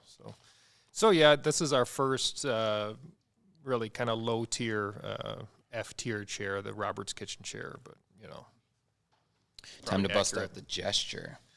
Gesture next, so I think we're going to be back up into our higher tiers. So this is not, we've maybe beaten this too much, but this is not our top pick as a Steelcase chair. That said, there's still a lot of things that I know I personally really do like about the chair, and most of it's in the backrest. I do really like the backrest on the Gesture. It does give you a good amount of flexibility. I like the lumbar support. It has a nice kind of curve in the backrest, just like a lot of these other chairs I've talked about. And it does give you, now this is a very subjective thing, whether you like it or not. To me, it gives me a little more of a cradled feeling. So it kind of feels like when you're sitting in the chair, You're kind of getting a little bit of hug on your backrest. Not so much in the seat. That's kind of where the Leap gives you that more in the seat. But in the backrest, the Gesture gives you a little of that cradled feeling. Personally, I really like that. It feels more, especially, you know, if it's work from home, you're a little more casual, you're sitting back or whatever. It's going to be a nice chair. Now, we recently posted a video about best office chairs for gaming. This was one of the picks by PC Gamer. Now, PC Gamer, is that right? Yeah. So this is, I think it is actually a really good pick as a gaming chair because these massive armrest adjustments, again, that doesn't have the super smooth recline, but it does feel nice when you angle the chair back because of that kind of cradled feeling in the backrest. So, Is it Amia coming? So yeah, for me, this is, where do I have this now? I have this as an A. So I think you guys might not be quite there. I'll let you take over. I really just can't get down with the seat on this one. It makes my tailbone go numb. And also the backrest just doesn't provide enough lumbar support for me. It's just not aggressive enough. This is, unfortunately, I think the chair looks great and the arms are really nice. And I know the headrest is an amazing headrest. I just can't get past B- on it for comfort just because the seat is not comfortable for me. So, Yeah, I'm going to be at a B+ for the Gesture. There are some things that I really like about it. I think that all of the padding is really comfortable. The seat padding is squishy and comfortable. The back padding is comfortable. The arms are absolutely amazing. It's got a really deep recline. And I do think that the backrest is comfortable, especially because it doesn't have that aggressive lumbar like you see on a lot of high-end ergonomic chairs, which really caters to my tastes. The biggest thing for me, along with kind of the seat being a little bit too soft and kind of bottoming out, is that for whatever reason, the Gesture makes me feel like I'm just sliding out of the chair. It's almost like it's tilted forward a little bit, even though it doesn't have forward tilt. And so I always have this sensation where I'm trying to like keep myself back in the chair. And so for me, that's what's going to kind of hold it back a little bit. And so I'm going to have it at a B+. it's a B. Yeah, ends up putting it in a B tier overall. So Yeah. still a strong chair. Just, I don't know. I like the Leap better. So from Steelcase, I would probably lean towards the Leap. Got some funny comments in here. Love the Gesture. If I could get those arms on the Amia, it would be S tier with an extra G. Okay. By the way, how's the Gamia coming? Well, the Gamia was never planned, but there is a Gamia out in the world. If you follow us on the community tabs or if you check us out on Instagram, we even shared it over at Reddit. And that thing, whew, she's not pretty, but she's got the Gesture arms on it. So it's got the Leap back, Amia seat, and it's got the Gesture arms. So that could potentially be people's God tier. But it is one of the ugliest chairs on the market for sure. So there's that. It's not technically on the market. That's way beyond what I would be doing to get someone's like just take my money and send me the chair. I was like, well, we're not doing that. So Mavix Gaming. it looks like the seat almost leans forward when she puts some pressure on the front of the seat. Ryan, you've talked about that with the Gesture, that it feels like you slide. Yeah, so I just talked about that, and that's so- why I put it as a B+. Yep. Yep. Kobe Ninja coming in from Germany. What's up? Also on the Fern. I feel like I'm bottoming out, and I've only had it for a year now. Is that normal? I don't know if you're bottoming. Are you really bottoming out, or is it? It feels like the cushion's too thick to bottom out in that thing. What happens is that I think that this is what happens, right? So if you look at the cushion, right, it's going to condense down onto itself and then become hard. That doesn't mean you're bottoming out on the plastic. It means the cushion's condensed to the point where it feels like there's no more give. That one should have the little, it should have the cutouts in the cushion to kind of let the air out and let it sort of actually come down a little bit further, because otherwise there's nowhere for the air to go in the center of the cushion. But you might just maybe not be fit for the chair. That's truly one of the things. Depending on if you're slouching in it, if you slouch in a chair, you will 100% get tailbone issues. Almost lost John there. So, all right, we got to keep moving. Mavix gaming chair, which we got out on the floor. This chair is like an Ergohuman kind of. The original version of an Ergohuman kind of with a different mechanism. So from a gaming chair standpoint, that's an actual office chair. I actually really like this one, especially from the comfort standpoint. I always liked the lumbar support on the original Ergohuman. It's much like that. This one is great because if you want to recline way back in the chair, it's got an independent back angle that like puts you so far back in the chair. Francis is hopefully going to show us. This feature really makes it compete with those racers that lay almost flat back. And Mavix putting this adjustment on here so that you could work both upright and lay almost all the way back was super smart. It's a nap chair. So I'm going to go because I like the seat. I like the back. I don't like the arms so much. I love that recline feature. If you find it to be something you need, I'm going to go B tier on this one. Yeah, I'm going to be in the same spot. I like the seat. I think it's comfortable with the padding. I think the backrest is super supportive, and it's not warm and overly padded because it's almost like a pulled design, not just straight padding back there. And I do really like the recline. Like Greg said, the arms aren't the best, but for me, I'm still going to be at a B tier. I'm a little bit lower. For me, the seat just feels too thin. I just never feel like I'm getting enough support out of that seat. So for me, it's going to be like a high C, but it's close. You know, it's definitely close there. And I do really like that backrest with the flexible lumbar support on the bottom. This is actually when we kind of were deciding what chairs to fit in there. I kept this one in because this, as a gaming chair, it is like a chair that you could be comfortable using as an office chair. So be great, like Ryan said, if you want to recline all the way back, it's multi-purpose there. So if you're gaming or office chair, this is a good pick. Did you move because you were gone? Did you move that gesture up in the tier list? I did. Nice. Where'd you put it? Yeah, I put it right behind the Anthros, above the Atlas. It's in B tier. That's in B tier. Okay. All right, perfect. Yep. So we'll move the Mavix up. That's going to be, well, this is going to have to be a kind of a lower B. I think I'm going to go right behind the Atlas. Yes chair. The yes chair. This is a sleeper pick, folks, because no one ever talks about it. Realistically, no one ever talks about this chair. No. I mean, it's not. I mean, OM isn't a super well-known, popular brand, but they're one of those mid-market brands that provides good value for the price, so it's kind of understandable. Before we go too far, I will say there are other fabric options. Yeah, that one isn't not the hottest looking fabric that was choice for that one. There are a lot of different options of color, and this is a very customizable chair, which is one of its benefits. But yeah, I really like the seat on the Yes chair. It does, you know, again, I kind of said in the past, I don't like the thicker seats, but yet this is a pretty firm, thick seat. So has some contour to it, so you kind of feel that a little bit as you're sitting. But again, I'm always okay with that. I don't necessarily have to have a super flat surface. It's okay if I feel a little contour, kind of that hugging feeling. And this has one of the best, this one that we have out at the moment doesn't feature the headrest, but this does have one of the best, most comfortable headrests with lots of adjustments. So for me, I'm at a B for the Yes chair. If you're looking for a seat to cup your butt, this is the one. Yep. Right? If you like that, I think the seat's super comfortable. It has a lot of bounce back in the material that they used for that PU pad, so it doesn't sit like for instance, Ryan has been, he's talked a lot about his CXO chair, which uses the Enerzero foam. It's like memory foam. But you sink way down in that foam, and it kind of locks you in, and it's super warm. This is not that.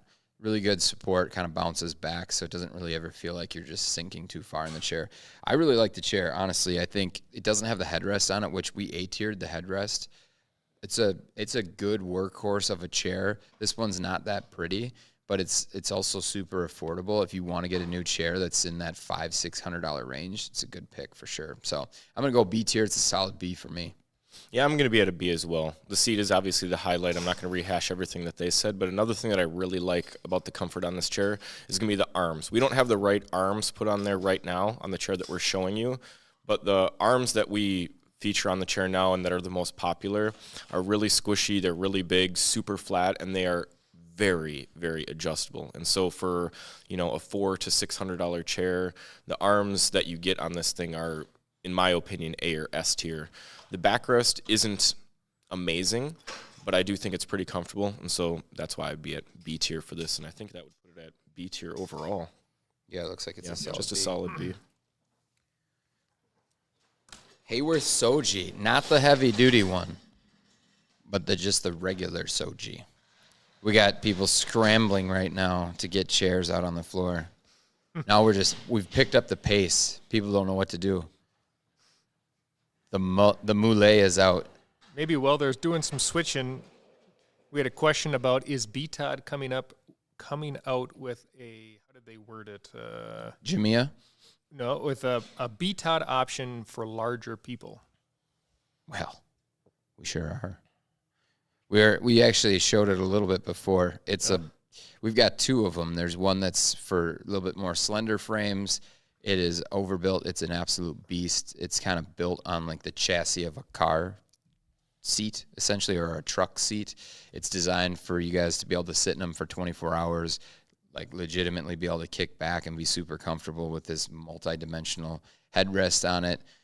We are hopefully getting a sample because we're trying to soften up the seat, not to hold, so it won't hold up long term. We want to find a balance between holding up long term and being super supportive and be able to be used around the clock.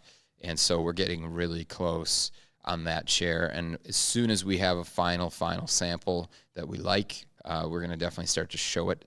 And it's not cheap, but it's worth it, because if you've been the person who's like, I don't get enough chair from my Embody or my Aeron, it just doesn't feel like it's substantial enough, I guarantee this one will. So, but it won't be the price of the Takacova.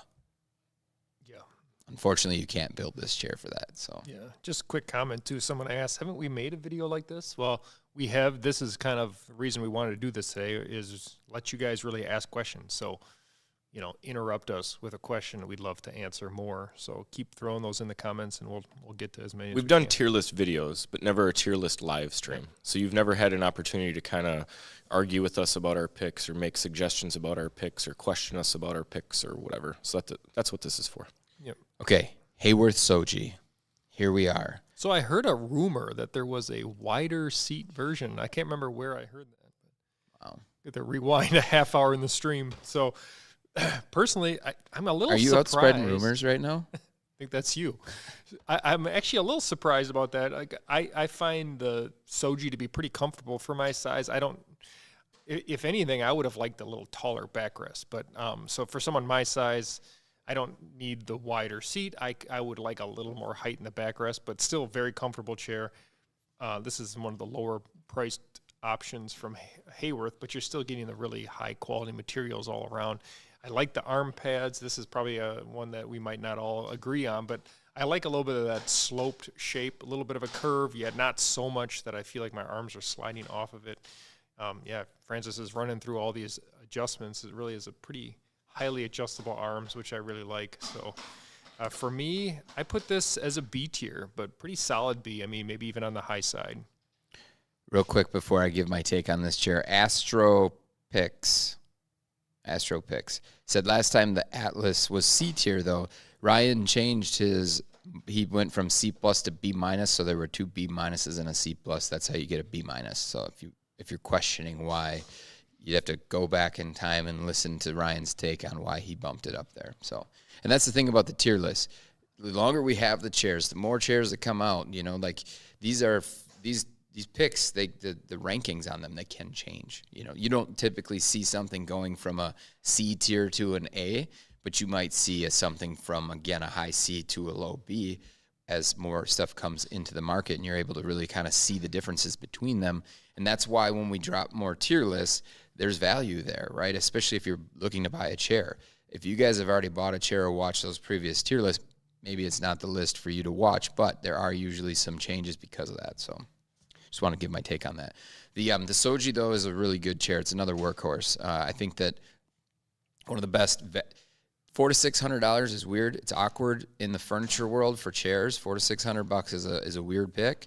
There's not a lot of good in there. I usually pick a Vera or I pick a Soji because they're two very similar types of chairs where they're mesh back. They got a decent seat on them. They've got a lot of adjustments. They've got good warranties and return policies. So I always end up in a B tier for this chair. I like the Vera a little more because it's got a little softer seat in that backrest. It's just a little bit more comfortable. But this is still a really good workhorse chair. If you like a firmer seat and a little bit more rigid back, you're going to definitely like this one. It's going to hold up well long term. And if you're in the $400 to $600 range, like I said, it's awkward. That's where the refurbished stuff comes in. So like our BTOD chairs, the Amia, the Leap, you can configure those to be right in that $400 to $600 range. It's like $4 something with a coupon, $450, $470, depending on how you do it. So that's why we should be recommending or talking more about that because of the awkwardness of a $400 to $600 price point. Not a lot of people focus there. So would you have it a B? Yeah, I have it as a B. Yeah, I'm going to be right there as a B as well. It's just kind of one of those chairs, kind of like the Takacova, where there's just nothing on the chair that's a deal breaker for me. And then just everything on it is just way better than a Takacova. So, again, there's a couple things that I don't love, like Robert talked about, that some people don't like the slope on the armrest. I'm one of those people. I wish that they were a little bit softer. And the recline is pretty limited. The range is not very good, and you only have one upright locking position. So if recline is important to you and you want something really comfortable there, then it's probably not going to be a great pick. But for most people, this is going to be a really solid chair. Most people are going to like it. I've said this numerous times. This is a chair that I'd recommend to one of my family members. So again, I'd be at B tier for this one, and then we'd be B overall. Just someone asked, how do we pick the chairs that are going to be in the video? What we're trying to do is chairs that we've seen that you guys are interested in. We also try to nail all the different price ranges. Like Ben just said, it's fine, I have money. Well, some people have the money to look at the Embodies, the Ferns, the Anthros chairs. Other people are in more the Takacova range or the Atlas range. So we try to get, so everyone has options in their price range and let you know that, okay, in that price range, not all those chairs, just because it's over $1,000, doesn't make it A-tier comfort. So, yeah, that's kind of why we pick the arrangement we have. There's some chairs we took out that are popular chairs, but maybe we've talked about so much, or we know that you guys maybe aren't as interested. So I also threw in some gaming chairs here and there just because, again, they're interesting for potentially as a good office chair as well. So I'm trying to post a picture right now in community of us live streaming so you can see what it looks like in here. So heads up if you're wanting to see. How many people, John doesn't get shown too much on camera. He's the one kind of running this whole thing. How many people would be interested I think he waved his hands. It was like a hard no. But how many people would be interested in knowing how our whole setup works, whether it's John's streaming computer, how we have the audio worked out? If you'd like to see a video on that, just let us know if there's people that would like to see that. I love that we got him on camera, but he's like intentionally keeping the tier list up there so that you can't see him. He's got full control right now, guys. In the chat, you need to let us know if you want to see John. John's the man behind all the tech stuff going on here. If we get some love for that, then he has no choice but to show himself, reveal the true John. Someone asked, are mesh seats generally worse? Most of your picks don't include many. Oh, it is really tough to find good mesh seats. That's why there's probably not a ton that you're going to see in here. And the ones that are in here are mostly because they're actually mesh seats that we like, or they're so popular that we want to warn you away from them. So you're going to see as with our next chair. It's perfect example. Segue into our next chair, the Secretlab NOA, an all-mesh design that's in this list for us to tell you that it's F tier. Only Ryan put it F tier. Well, I did. It's F tier. The seat is brutal. The backrest is uncomfortable. The lumbar just jams into you all the time. And the armrests are positioned in a spot where I just physically cannot use them. So here's chair is just unusable for me. Here is something that you don't know yet, okay, about this chair. The turbo lumbar, okay? The turbo lumbar is a real thing with this chair. Guys, you just saw it live. I bump this chair to D- for that turbo lumbar. That's it. Yeah.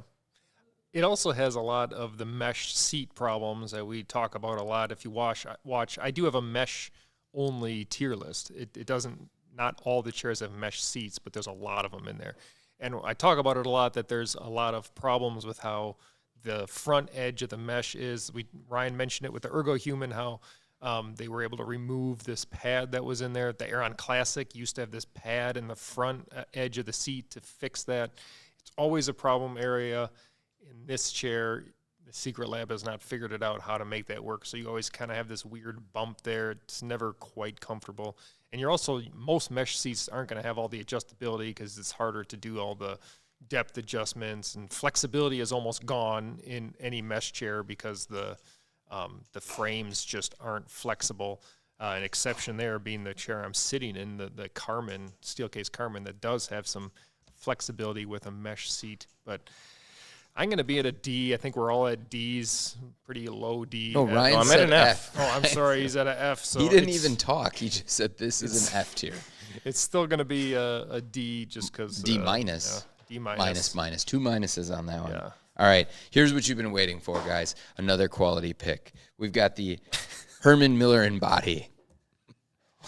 You have no idea what they've been waiting for. I know. We're just declaring the Embody is what you've all been waiting for. Here it is. Well, there's going to be a lot of love. There's going to be some hate. Okay. Show John, right? Like this, there's a lot of folks out here, you know. Show John. Got him. Switch back to tier list so fast. You got to be better than that, guys. Be sneaky. We'll get him. Don't worry. We got him. There's thinks a delay. He knows us. Yeah, but You can't get him. you can get him. He's He been did. gotten It's like- before. He's just back there chuckling because he knows he has a delay. So he sees himself up there and just flips it off. The camera? He better not be. That seems ridiculous. Okay. All right, Embody. Let's roll.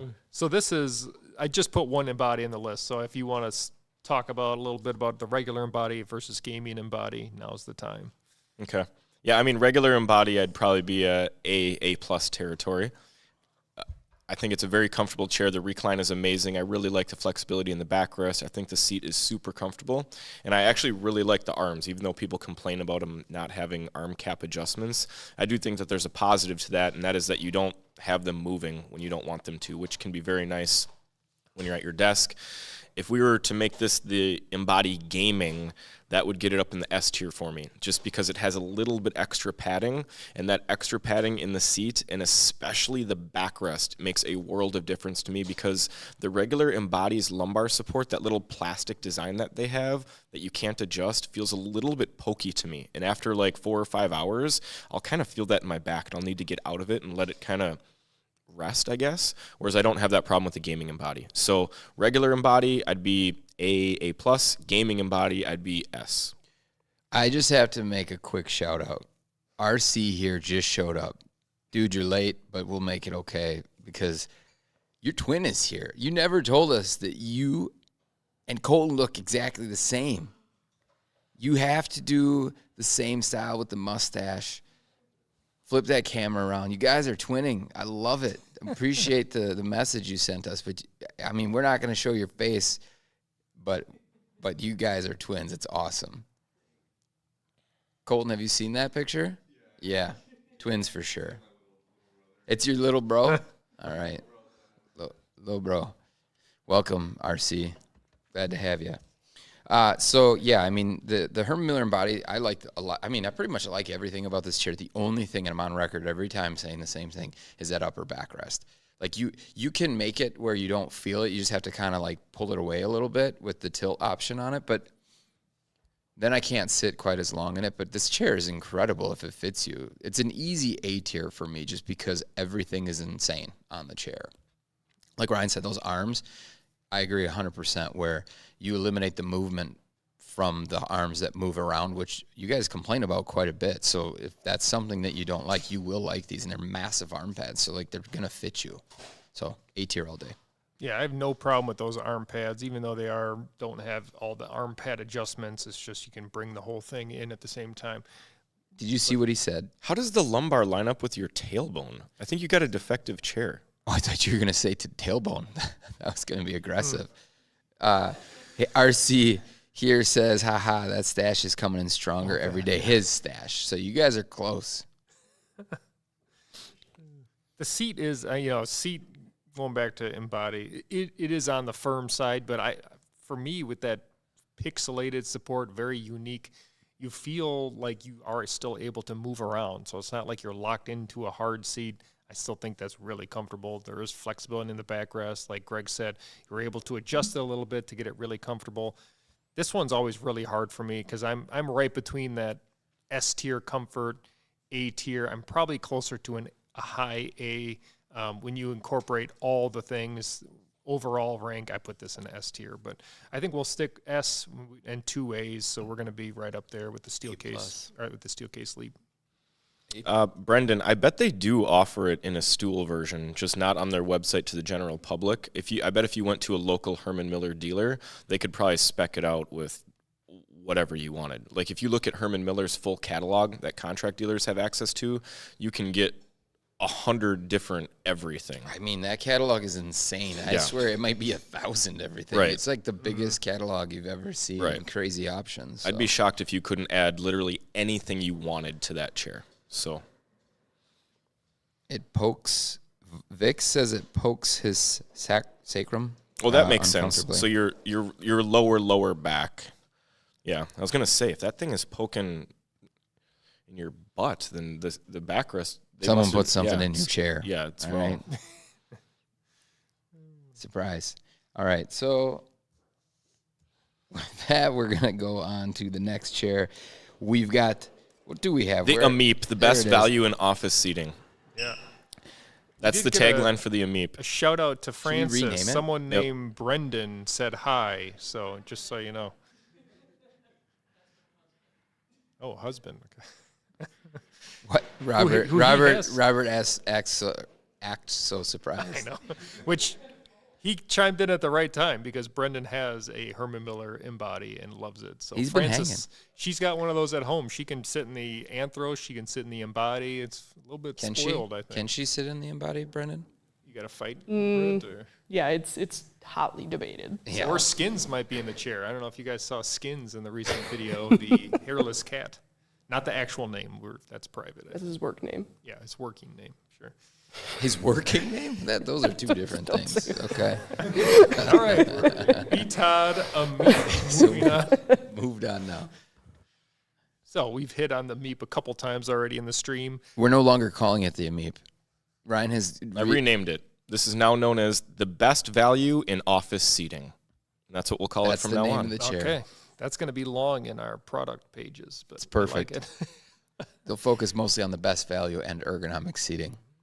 BV, I'm trying to think if that's a good acronym, but Done. not really. No. Okay. It's going to be tough to follow. So the Our BTOD cats best sit in. value in office furniture. This you get the Amia frame, Amia backrest, arms from the Amia, but the Leap seat. So Ryan is on record preferring the Leap seat over the Amia seat. Not necessarily the same opinion as Greg and I. So can you tell us why you like the Leap seat better?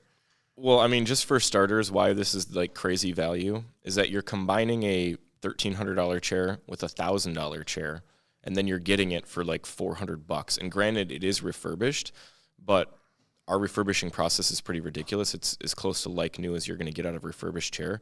And so that's why we talked about this extensively on the last live stream when we were offering that crazy coupon.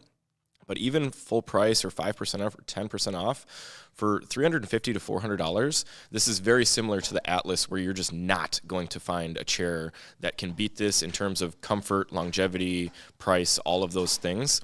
And the reason why I think that this is an even better value than it should be is because we priced this thing intentionally low because the Lamia is seen as an upgrade by having that Amia seat. And so we priced this one low to give you guys a deal on what should be the lesser version. But this isn't the lesser version. Most people, in my opinion, would consider this the better version because I think that the Leap seat is better than the Amia seat. It's more flexible. I find it to be softer. I think that the Amia seat feels a little bit rounded to me on the top as compared to the Leap seat, which is going to be a plus or minus for you depending on what you prefer. But for me, the Leap seat is an S-tier seat. And you're getting that on this Ameep chair, which also has S-tier arms, and I would say an A to A+ back. And so this is, I could make the argument this is as close to an S-tier chair as you can get. For me, it's going to be an A+, and it's $400. So. Yeah, Ryan really pushes us hard to raise the price, and he may get his way at some point. True. So legitimately, if you actually are interested, I would probably look to get one before he gets his way at some point. So anyways, we have a really funny one here before I say anything on my side. Can you guys upgrade my wooden kitchen chair to a Mia? I love that. It's like this stuff is stuff we need to put on those bumper stickers, right? My other kitchen chair's a Mia. I hope you don't have kids because that fabric's going to get pretty gross. Fact. Okay, yeah, I think, like what Ryan said, it all makes sense for sure. I love the Amia chair, just the chair as it is, but I do have a preference on the Amia seat over the Leap seat, and someone asked if the seat was thicker on one or the other. It's not. It's just the shape of it is a little bit different. So no, not from that regard. It's just a little bit more flat, and it just displaces my weight a little bit better, and I like it better. So I would say that the Amia for me is easily an A tier all day, just because I've taken the favorites. I have that as an S tier chair, the Amia, because it's really a good chair, but now I've taken my seat off of it, so I got to go A tier. Yeah, I'm very much in line with Greg. I would still prefer the Amia seat, so this isn't my favorite pick, but I still would give the Leap seat an A.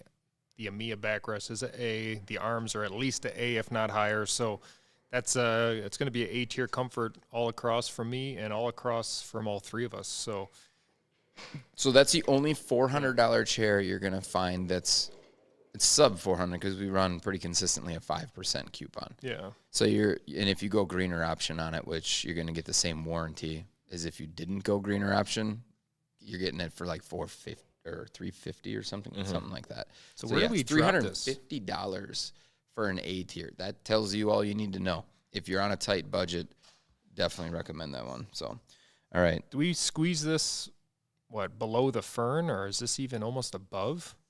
This is a tough one to fit in the actual list here. For me, it would be just below the Fern. Just below. That's if you spec the Fern. I think I'd agree with that. So we're going to put it in between the Fern and the Ergohuman Gen 2. Yeah, that's Atlas armrest with the best value in office furniture. Still working on how that looks as a name. So, up Neutral next, Posture 8000. Ooh, we got a compliment for how well we're showing off the chairs. So good job, team, over in our second set here, Francis and Colton. All right. What do we think about the 8000?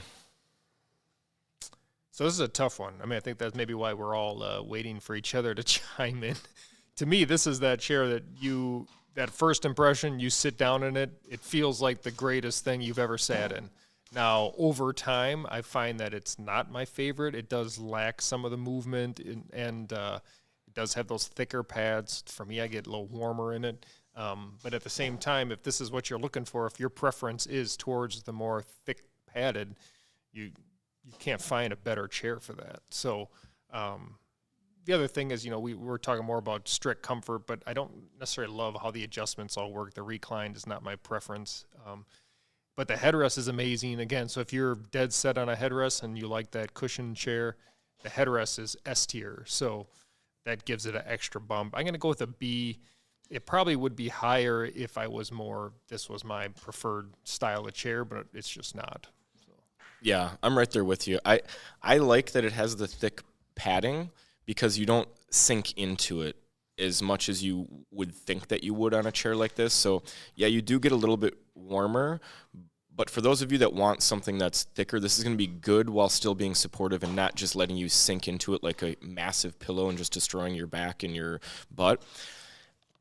And Robert's right. The S-tier headrest is unbelievable. I don't know if we've had a nicer headrest than that. And the arms are also something that we just don't talk about enough on this chair because the armrests are incredible on this thing. The pads are super squishy, comfortable, and they are without question the most adjustable arm pads that we have in our office, even more so than the Gesture arm pads because they swivel 360 degrees, and they also have the same height tilt range as the Gesture. They are amazing armrests. But when we think about all aspects of comfort and we think about flexibility in a chair, which is something that I really value, this chair doesn't have any flexibility. It's going to kind of just hold you and cup you in position, which can be great if you like that style of sitting. I just don't. And then like Robert said, I don't that it has a center tilt recline. I wish it had something more like a synchro tilt or a knee tilt. And so for those reasons, I would have to bring it down to a B+. But still a very comfortable chair. And if you like something with a lot of padding, I would definitely give this one a look. Yeah, thanks RC here for the $25. Appreciate that. That's awesome. That's incredible. We're definitely going to get the darkest coffee we can to make sure that we can maintain the rest of our day after this long live stream. But yeah, this chair, like Ryan said, I think he's pretty much on point with everything. It's got 2 S-tier components to it that, I mean, these are things that you guys talk about all the time. You want armrests that are widely adjustable in quality. It's got that. Some of the best, if not the best, and that headrest is, without question, has the widest range of adjustment on it. Like, without question. It's super soft and squishy. It's really supportive. The guys in sales love this thing. And the only drawback to it for me really is just the fact that it has that, it's more commonly used in the office settings, corporate, like it's a little bit older style mech where it has all these independent adjustments. But some of you probably actually would like that just because you can really fine tune it. And if you guys want to like lock in reclined, this is going to be the ticket 100%. So there's a reason why the guys like it. I just don't like chairs that really lock me in that way, so I got to bump it down a little bit for that for that reason, I guess. I got to go B tier. It's a high B though. Like realistically, it's probably a B+ for me. So that would put it as a B+ overall. Yeah, we'll drop it kind of right behind the Gesture, I'm thinking. RC here, by the way, appreciate you recommending that the Meep to your coworkers. Like you said, I think it was 3 or 4 of them that got it, and they all like it. That's awesome. That was a ridiculous deal, by the way. Not sure if Ryan's ever going to let that happen again.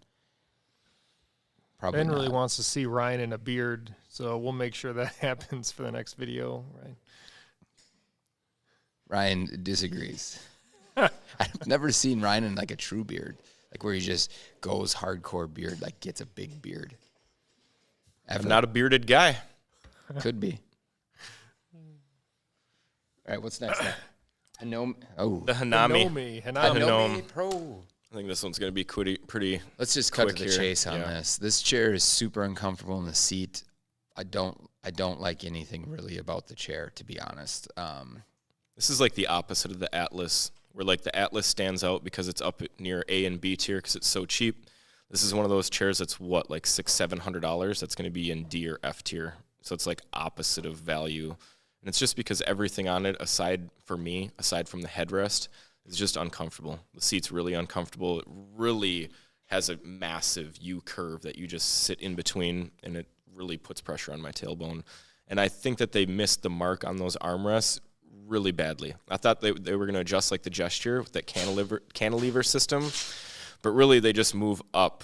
And you'd think that that'd be good for someone like a guitar player, but they don't move out of the way enough so that you wouldn't like hit them with your back or something. So I don't know, just not a lot of redeeming qualities on this one, so I'm at a D. You can see it right now on camera where she's putting it, how far back it goes. It's still, if you move it away from the seat, or the back, excuse me, if you move that away from the back, will it go back all the way? Yeah. So you got to jam it.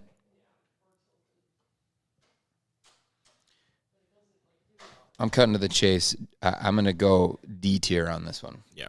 Yeah, D for me. It has all those seat problems. You can kind of even see that hard frame sticking up, and then a real big dip where the mesh sinks down. So you got to sit right in the center on that chair. Otherwise, you're going to be hitting that hard frame. And we like to move around in our seat, so you don't want to just be stuck, locked in place. So this is a D all around. I'm going to put this below the NOA. How do we say that? The Noia chair. I think this is the worst Noia chair. we've seen. The thing's got a lot of good puns for It's it. fine. Following it up with another banger here. Here, before we go, though, Taylor's got it pinned to the top, guys. I said this maybe an hour ago. I'm going to give away 5 sets of BTOD merch, a hat, a T-shirt, the two stickers at the end of the stream. All you need to do to be eligible is to actually sign up right at any point you want to our email list. If you're already in the email list, doesn't matter, then you're good to go. And then right at the end, so you'll have to be in stream. I'm going to just give a word, you just need to respond with the word, so you're eligible, and then we're good to go. So, and Ryan will give you all that legal spiel. It's been said a million times at the end. That last chair wasn't the X chair. It was the Hanami. I think it was the Hanami H1 Pro, if I remember correctly. H1 Pro V2. Oh. I think we actually have the V1, don't we, though? I think people called us out for not getting the V2. We don't know what we have. It's the Hanami Pro. I would expect the same results for the V2. Yeah. Yeah. Okay, so Ikea Marcus. Oof, man, we're hitting a couple of rough ones in a row. Yeah. F tier. Yeah, F tier. This seat is so firm.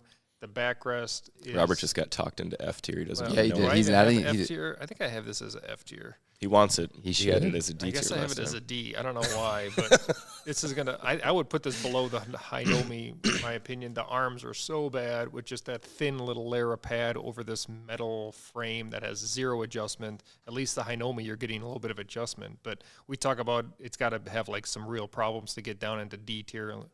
For me, this has a lot of problems. It's not quite F because there are stuff that's complete garbage. This is not complete garbage, but it's D. Yeah, I'm right there with at a D as well. I mean, the lumbar system, if you could just cut that thing out and remove it, it would make the chair better, but it just feels like a rolled up towel jamming into your back. And then, like Robert said, the arms are terrible. The seat bottoms out within like 20 minutes. The one thing that I do really like about the chair, especially for the price, is that recline action. So it's got a really smooth recline, and it feels... This may say crazy to say, kind of like a Herman Miller recline, where it's like a knee tilt, synchro tilt combined kind of feeling. And it's just really smooth. It feels good. And so that's the only thing that, for me, keeps it out of that F tier, and I'm going to be at a D-.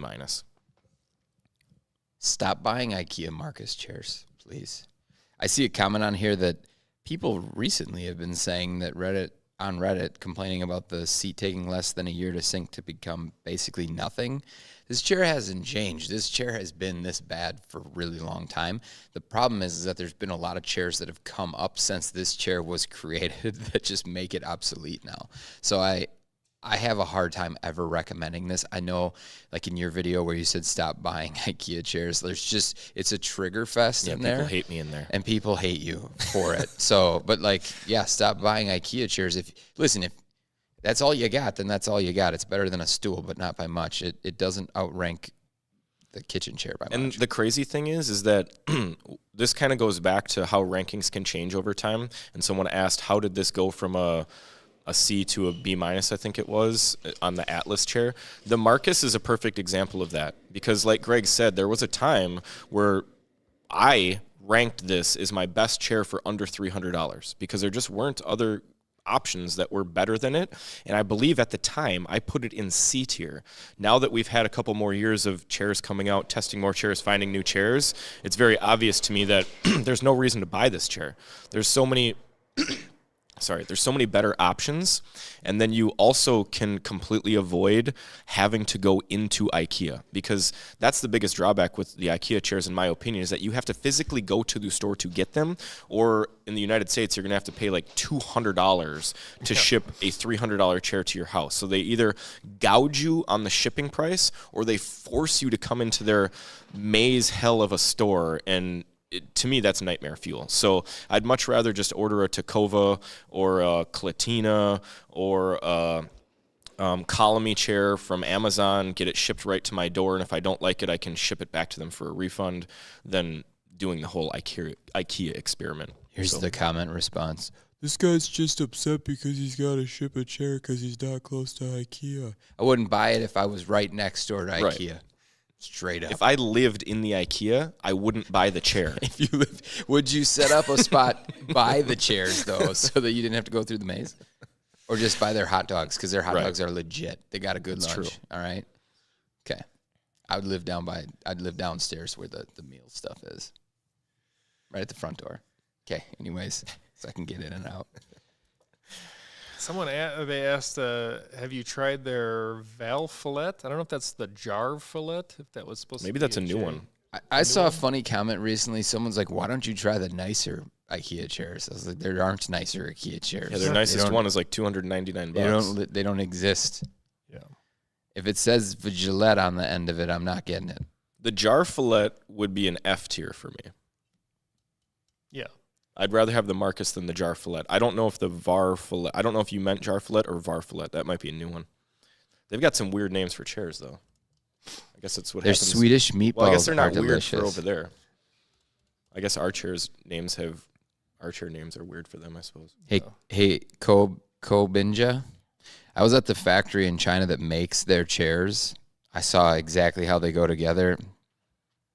Avoid.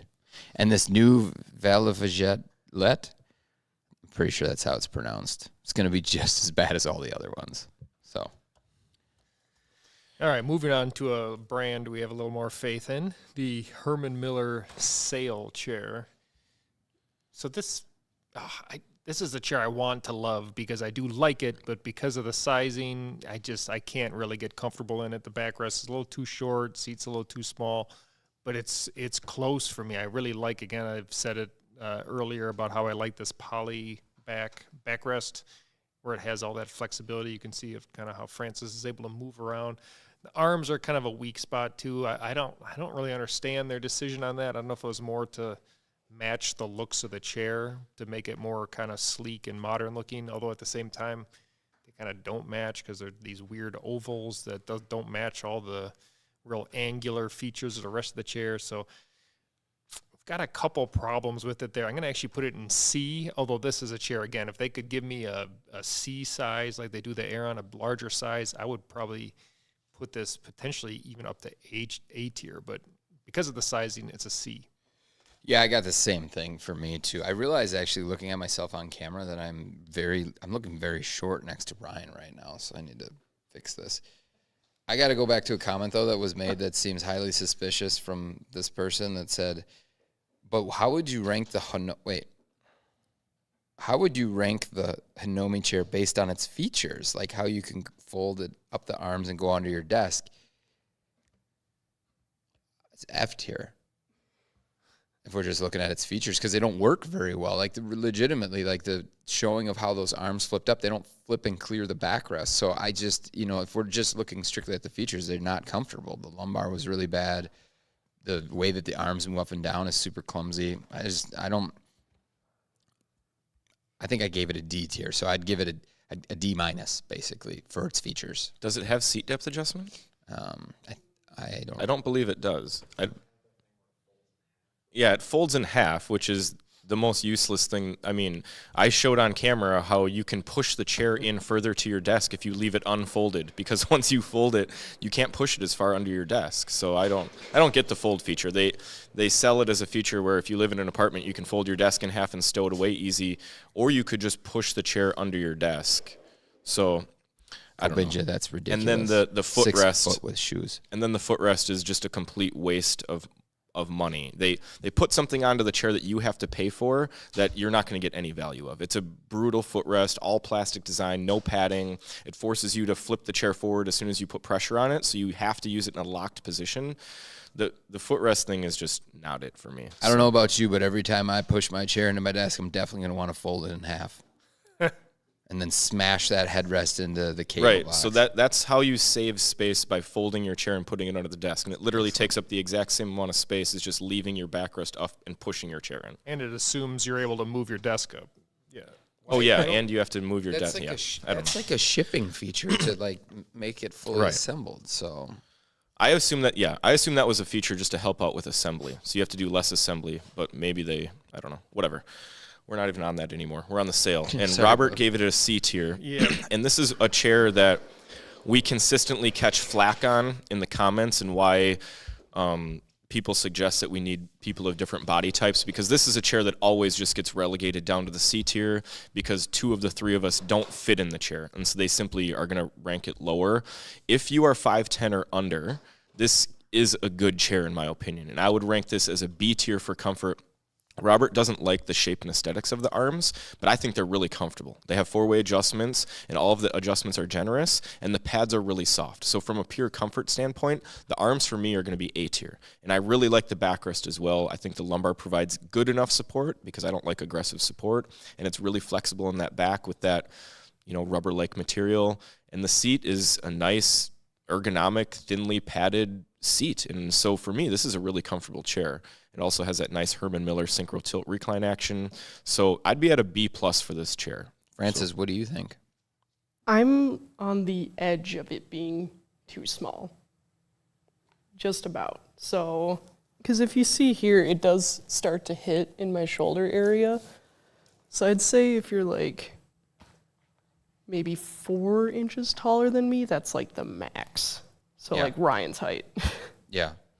Yeah. Yeah, I would say that. The one thing I'll say about Ryan's take on those arms, well, I think that they're generous in their adjustments. They feel a little cheap to me just because they feel a little cheap to me. They don't feel substantial like a lot of Herman Miller stuff. But of course, it's their like lower tiered product. It's not their top tier. So yeah, but again, like he said, he called it, I'm gonna go C tier because it doesn't fit my back. Yeah, we did have someone's asking for Taylor to rate the sale. I don't know if she's here. I don't know if she's sat in that for a while, but we did have another someone that worked here for a while that was shorter and loved the sale. That chair used to be used all the time because he fit in it properly. So again, it goes towards that.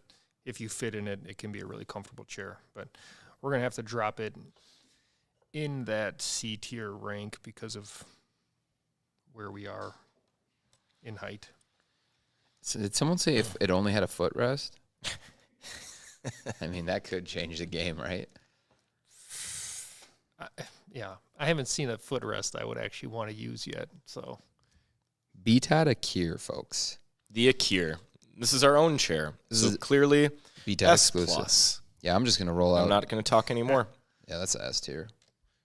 That unit. yeah, and this is one that's kind of on the other end of things where this will fit you if you're taller and bigger because it does have the high, wide backrest, bigger seat, wide there too. So, but yeah, again, I don't necessarily love the thick padded seat that you do sink into a little more with the Ikea. So personally, it's not my favorite style chair, and I don't love the arm pads. They don't have quite enough cush for me. But overall, still a very comfortable chair. It's one that I would recommend to people that are going to fit in it, and if they're okay with that style of seat. But for me, it's going to be a low B.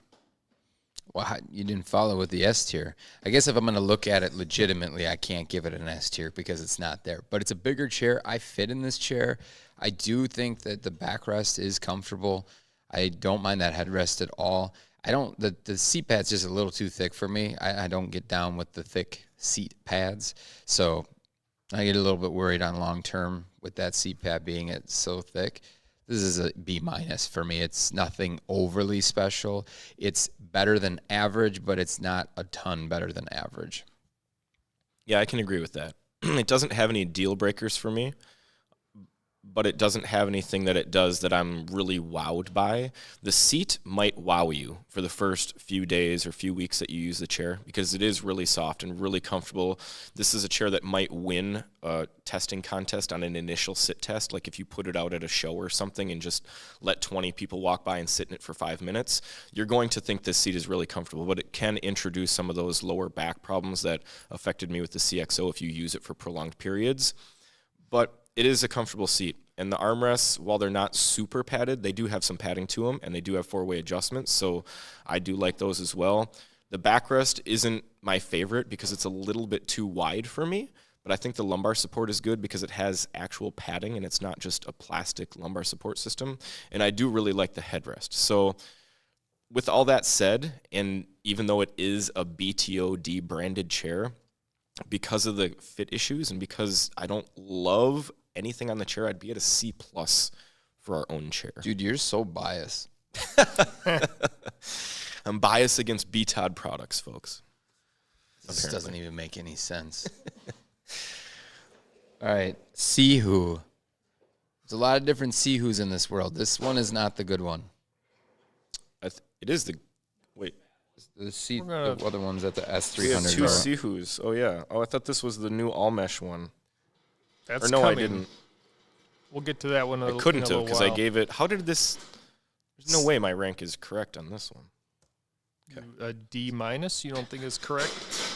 No, I don't think this thing can make it to a D-. How did I give this a D-? Oh, probably because you can sit in it, would be my guess. Yeah, that's where I'm at. So I put a D just because it's not... It's still better than the kitchen chair for me, so it's it's not going to be F tier, but boy, it's not much better than the kitchen chair. Yeah, for me, this is going to be the lowest D tier that you can get. Yeah. The seat is rock hard. I don't, aside from maybe the Secretlab chairs, I don't think we've had a chair in here with a harder seat than that, other than the kitchen chair. The armrests to me are brutal because they have this concave shape that your arms have to sit in, and if you move them in any direction, you're on a weird angle.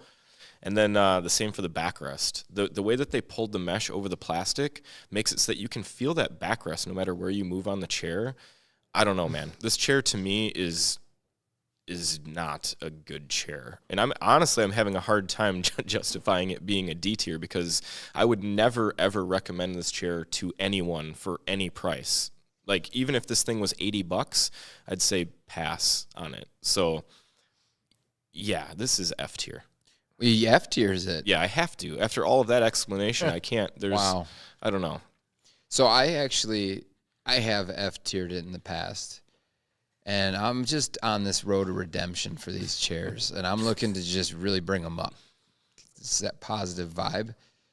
I'm going to go D-. I'm going to go D-. That's pretty big. And honestly, I've talked to this brand, and I specifically said 2 things on this chair if you change, especially because of that price point.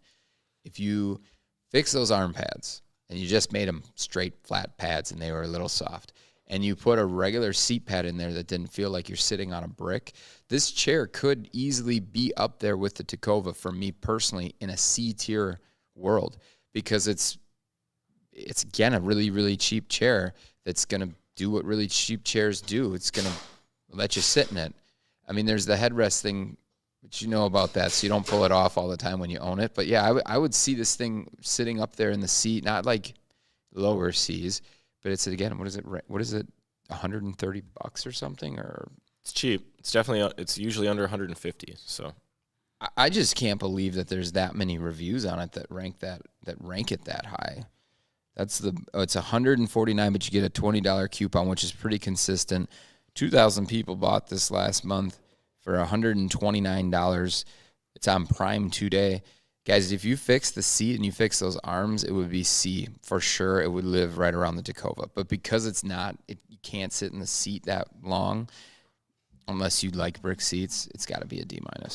Road to redemption. Okay, does the road to redemption continue with the Ergo Chair Pro? I mean, I did bring this. Did I bring it up? Or have I always just been living at that D tier?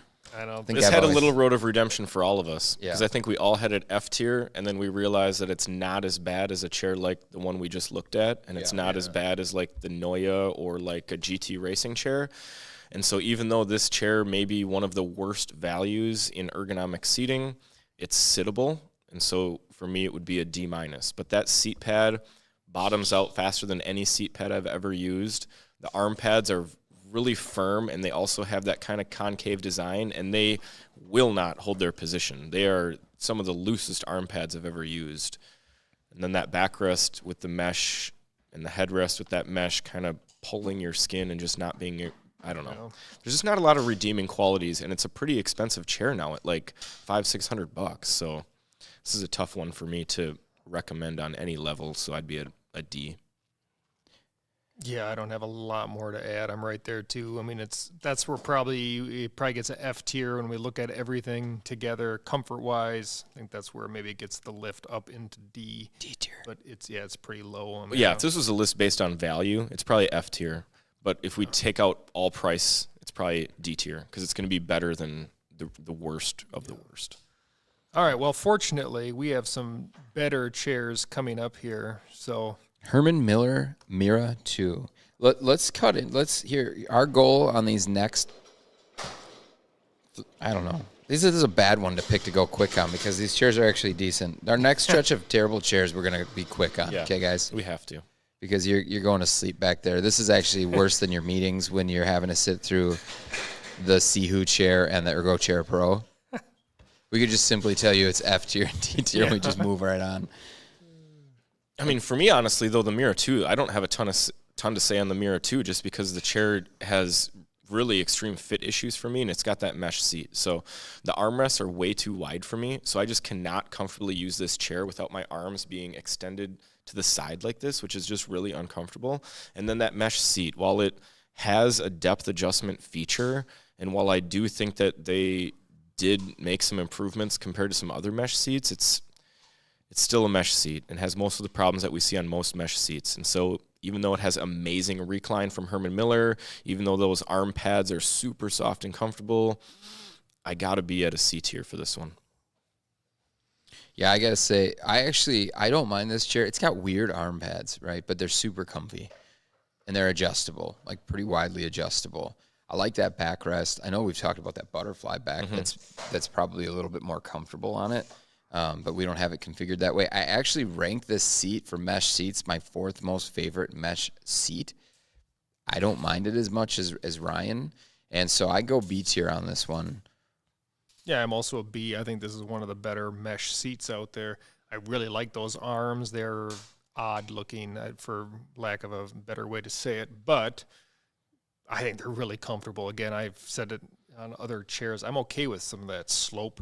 I never really feel like they're sliding off necessarily, because with the Mira, they're pretty large, and the backrest wide. I like the poly back. So for me, this is actually a higher B. So I also give it a lot of points for that recline, which to me is just, you just sink into it. It feels so nice. So that gives it a little boost for me. It's not quite in that Aeron range, which we're getting there pretty soon. But average all that, we had a C, 2 Bs. It's gonna be a pretty high B. RC here, please stop looking for See Who's on Facebook. You found it for $30. Don't buy that. I know you got better chairs anyways, but please don't buy that. Okay, Steelcase Amia. Now, we've dabbled with the Amia a little earlier as we talked about the seat. So Amia seat has that more felt cushion towards the back, especially. It's a little flatter seat. This is why Greg and I actually prefer it over the Leap. Very comfortable chair. This is, if you're buying it new, it's right around $1,000 still, right? Maybe $1,050 or so on Steelcase's site. Someone said earlier that they didn't really, or that they preferred the looks of the Leap better. So I think that's where you definitely are going to get a little nicer looking chair with the Leap. That's pretty, I think that's a very consensus call there. But again, that's because this is a cheaper chair, so you're not gonna have all that. But again, we're only talking about comfort, and Francis is just showing the seat depth. It fits for me at 6'2". Seat depth is plenty enough for me. The backrest is tall enough for me, which I like. If any taller, and you might have a problem with that, but personally, I have no problem. And you're definitely getting that A tier, potentially S tier arm package. So. Man, I love the Amia. What's amazing is that we also sell Amia refurbished chairs. So if 1,050 or whatever it's at right now is too high, BTOD does sell the refurbished Amia chair, and you're getting brand new fabric, you're getting brand new arm pads, casters, all that stuff is clean, anything your body touches. So we've talked about our MEEP, or best value in office furniture. If you're not into that kind of swapping of seats and you want a full 100% Amia chair, check out our refurbished Amia chairs. So I didn't even say my tier. I'm at an A tier for comfort. A tier? All right. I'm going to paste a link in here. Before Greg goes, because he's going to be gushing about this, Yeah. I'm going to get mine out here quick. I'm going to be right there with Robert as an A tier.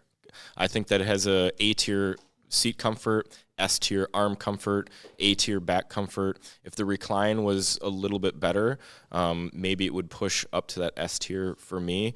But just the lack of flexibility compared to a Leap, and just that I like the Leap seat a little bit better, I have to just keep it one grade lower than the Leap, so I'd be at an A tier. But like Robert said, this is another one of those chairs where even new, the Amia is one of the best values in office seating, in my opinion. So yeah, if you were to get it 50% off or even less expensive from someone on like Facebook Marketplace, this is a chair that's very prevalent on the used market, and so you can get incredible deals on this thing.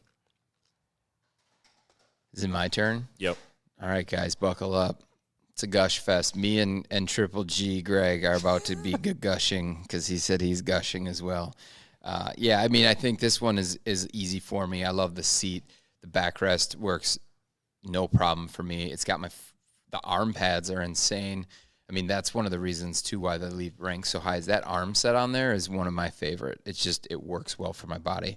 And I dropped a link in here for the limited one that we have. And so we got a load of these chairs with like a platinum on the plastic, and then they have a chrome base. It's a polished aluminum base. It looks super cool, but we don't have a ton of them. So if you guys were looking for a different version that we don't really come by very often, I know someone asked in the comments, how often do you get platinum frames for Leap and Amia? It's pretty infrequent, and a lot of times people buy them up right away because they do have a cool look to them.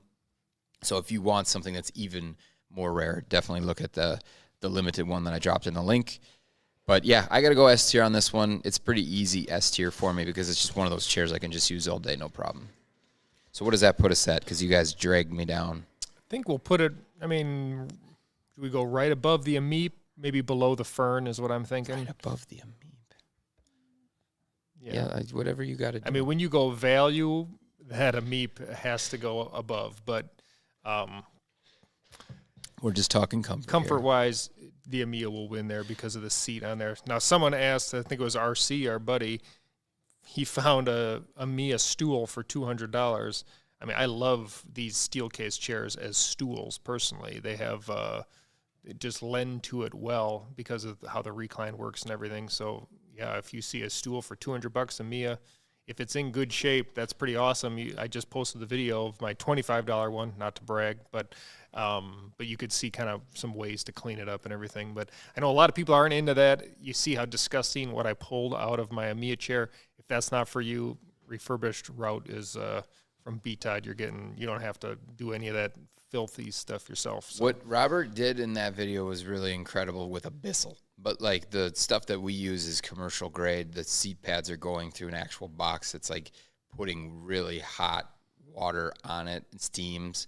Steam cleans it, and then we do sanitize all the pads. So it's just brand new fabric too. And then you put that on top. But yes, yeah. I mean, you did a great job, but you can't, unless you want to build the operation we have, you're not going to get the same outcome. So It is what it is. I commend a lot of you guys, though, for putting in the effort, for sure, because you guys are going crazy on watching your video, and then people have commented that they've been snagging chairs. Yeah. Someone found a Takacova for $30, did I see? Yeah, it was Sihu. Oh, a Sihu for $30. I think it was, but I think it was, listen, I think RC here was just messing around. He's got good chairs. What do we got next? Ooh, the Aeron. Well, remastered. The most iconic office chair of all time. If this was the classic, it'd be F tier. Luckily, it's not. It's the remastered. And this is my favorite mesh chair, and one of the very few mesh chairs that I would rank above a C tier, just because it has things on there that are what I would consider to be the best. The recline is the best. I've never sat in a chair with a better recline than the Aeron. The smoothness of the action, even compared to like the Embody or the Mira that supposedly have the same mechanism, they just don't feel the same. The Aeron is just different in that aspect. And then the arm pads. It has, without question, the most comfortable arm pads I've ever used. They're the thickest, softest, squishiest arm pads on the market, and so I love those things. I also really, really like the lumbar sacral support system that the Posture SL offers. Downside being the chair is super, super rigid everywhere, backrest, and then it's got that mesh seat. For me, it's got the most comfortable mesh seat that I've used, but it still has that hard edge around the whole thing, and so you're kind of forced into one sitting position. You don't get that flexibility, but I'm still going to be at a B for an all-mesh chair, which is a very high score for me. The Aeron. I mean, this is just a polarizing one. I'll tell you, I F-tiered the classic with Ryan, I think. Didn't I? I think I've come down there with you because it's that bad, or I D-minused it. This is a huge upgrade from that chair to the point where we've just stopped selling Aeron Classics because we refuse to let you guys buy them from us, even though people kept buying them. We have considered bringing in remasters if we see something come across that we think is going to be a good value to you guys. We haven't seen them yet. Sometimes they pop up. But that would be the only Aeron I'd recommend. The change to the seat really made a huge difference for your legs. Like, that's the same thing they did to the Ergohuman, not shocking. But like Ryan said, posture fit's good, arm pads are good, the recline's good. I still can't get down with that seat, though, because for whatever reason, my butt doesn't sit in it well. And that's why I have to bring it down to a B-. Well, so I'm very different even on the Classic. Personally, I put the Classic as like a low B. So I don't, it doesn't, the problems that they have aren't as big of a problems for me. Can I say why? Sure. Because Rob Double B, he started up a side operation after the Amia video, and he's furbing on the side. He's trying to get into those Aeron Classics. I do have another one coming, so stay tuned. I have more finds. I don't want to spoil it all now, but let's just say there's more good Rob's Beta or Rob's Beta. Double B Rob. Double B Rob's Double B. refurbishing coming. But now going back to the Classic, it has a ton of problems, which they did fix in the remastered. Personally, I wouldn't totally avoid it. That's my opinion, but the price that you're going to usually find them for is ridiculous. So that's kind of what makes it like not even worth buying, because for like if you're going to buy a $600-700 Aeron Classic, there's so many better options. So moving on, remastered. I really love the remastered. It does still have a mesh seat, obviously, so it does have some of the problems where if you get off-center too much, you're going to hit the hard frame. You can't do all the different seating positions. I know Francis likes to cross legs like that. You can't do it in the Aeron. It's extremely difficult. But if you do sit in the right seat size, so like for me, I actually fit better in a size C, it can give you that a little bit of extra room where you're not going to hit the frame. The back's going to be high enough where my back won't hit the frame. So I do sink in a good amount. Again, no one, I don't think, denies the S-tier arm pads on the Aeron, basically the best out there. And also, the recline is just incredible. So recline is best of any chair I've ever sat in, which, again, makes it much more comfortable in my opinion. And I do like to always leave it open, free recline, and just have that tension just right. So when you want to, you can just relax back, and there goes my audio, but you can just get in that perfect set position. So it's still only an A for me, even though I'm gushing about it. I can't put it up in S because of that frame. If we were only ranking all the mesh chairs, this is the king, though, and it would probably, it's hard to move it up just because it's the only top or only really great, comfortable all mesh chair. But I'm close to putting it in S, but I'll go A. So with an A, 2 kind of low-ish Bs. This is going to be a tough one to fit in here, but it'll still be a high B+ B. area, B+ A- area. I think I'll go kind of right behind the Gesture here. The audience goes wild. Cannot believe the pick. All right, Hayworth Zody, but this is the second version of this. Oh, sorry, sorry about that. The Eurotech Vera. That was a very big miss. This is one of those chairs where we're back to the extreme value in the chair. This is a chair that I'm going to rank higher for comfort than the $2,000 Aeron that we just looked at, and this Vera sells for $400 to $500. So, reason why I think the Vera is so comfortable is that seat and backrest. The seat is a thick padded seat. You sink into it a bit, but not a ton like the Ikea, where you feel like you're going to bottom out, where you feel like it's going to destroy your lower back. It's thick, but it's supportive, and it's really comfortable seat. And then that backrest for me, I mean, we're pushing close to an S-tier backrest. If it had any flexibility, it has some, but if it had more flexibility, this would be an S-tier backrest. But the curve, the mesh, the way that it lets you sink in while still supporting you and pushing you forward with just an amazing lumbar curve built in, I think this chair is super, super comfortable. The only thing for me that holds it back is going to be the arms. They're a little bit firm. They've kind of got the rounded edges on the side, which sometimes make my arms slip a little bit. So from a pure comfort standpoint, I'm going to be, somewhere around a B+ or an A- on this chair. Which one is it? I'm still deciding. Okay, we'll give him some time. We're going to give him some time. I'll make this easy for you guys. At the price point, this chair, if you want a new chair, I don't think there's a better option out there, honestly. This chair has been a really good...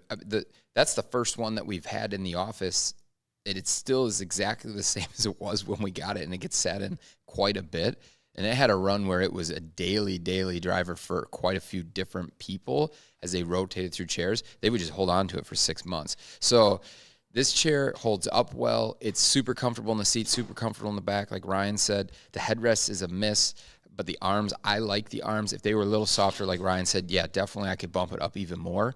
But guys, this is a killer price for a really, really comfortable chair. And I go A tier. I've been on A tier for a while on it. Vix, that's very true. That's another reason why the one thing that makes it a little bit difficult for me to use this as a daily driver is what Vic said. The armrests don't go quite low enough. So they do have 4-way adjustment, but the height adjustment on the low side doesn't go low enough for the arm to get underneath my keyboard tray, which a lot of chairs do. So like when I use a Leap chair or an Aeron chair, an Embody Fern, I usually rotate through those chairs. I can get the right arm to be even or lower than my keyboard tray where I mouse, and so then it's just perfectly supporting my elbow.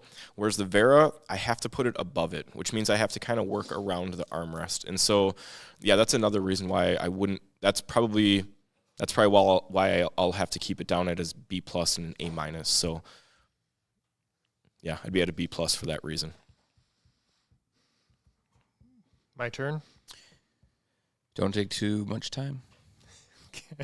Yeah, also I'm at a B for the Vera. I kind of caught what Ryan was saying, the arm's biggest problem, which is what keeps it from probably being maybe a A tier for me. But just I wish I could go lower. That's the biggest thing. But otherwise, love that backrest, the curve in it, just with the built-in lumbar support there is just great. So we got an A, 2 Bs. This is going to be a pretty high B. I think Ryan gave it a B+ this time. B+. B+. That's another chair that Robert has at his house. So if you value what Robert chooses to own and keep at his house. True. What does your wife you rank go. that chair? Oh, she likes it a lot. This is probably she's the one that really would use it. And She's an A tier? she would be at an A tier. I think I so, don't too. see we're also, I don't know how to describe this. We're also have sat in so much so that stuff like that high arms is more noticeable for us because we have all this experience to compare it with other chairs. Other people that haven't sat in hundreds of chairs, it might not even ever cross their mind that they wish that the arms were lower. You might not even notice that. And plus, if you don't have the proper height table, you actually might appreciate the higher arms because it'll put you to match your higher desk. So, but truly, I like my desk low, and I want my arms to go down low with it. So, It is a good tidbit on Sherry liking it because, like, I don't want to mansplain here, but the Vera But has he's been about to. a pretty popular pick for the women that we've had working in the office. So now I'm just basically being called a woman What? because I A-tiered it. Okay. No, I'm just saying, like, April liked the chair, previous Jackie liked the chair, Leslie likes the chair. So, Yep. yeah, I think it has good. It's not, you can make it pretty big, but you can also make it nice and compact too. So it's good for a wide range of people. Really quick, in the comments right now, Ryan, where do you rank the truly against, the yes, and the affirm? Wait, hold on. I think that me and Taylor are in an official riff. Are you riffing hard right now? Taylor, give us a tier lift Already or know- a tier already ranking knows. on this. Riff. Two Fs.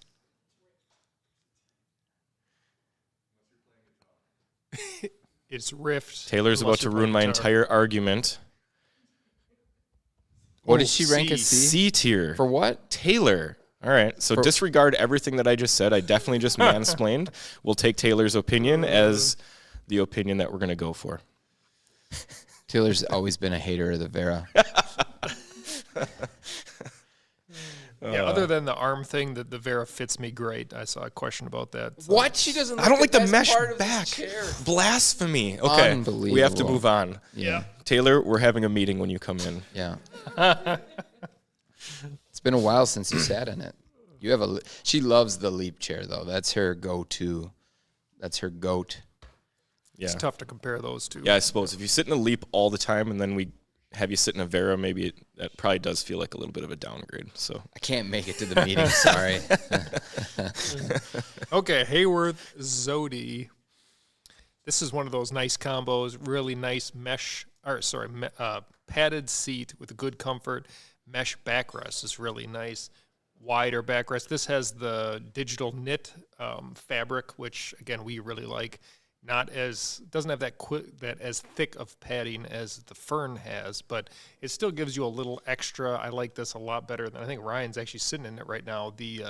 Just a straight up mesh backrest Zody. This is a chair I really like. The looks, I know we're talking about comfort, but I love the looks of this chair. The colors with the white looks awesome. Really comfortable chair. It wouldn't be necessarily my top pick for Hayworth. I still would prefer the Fern. But for me, this is definitely an A-tier chair.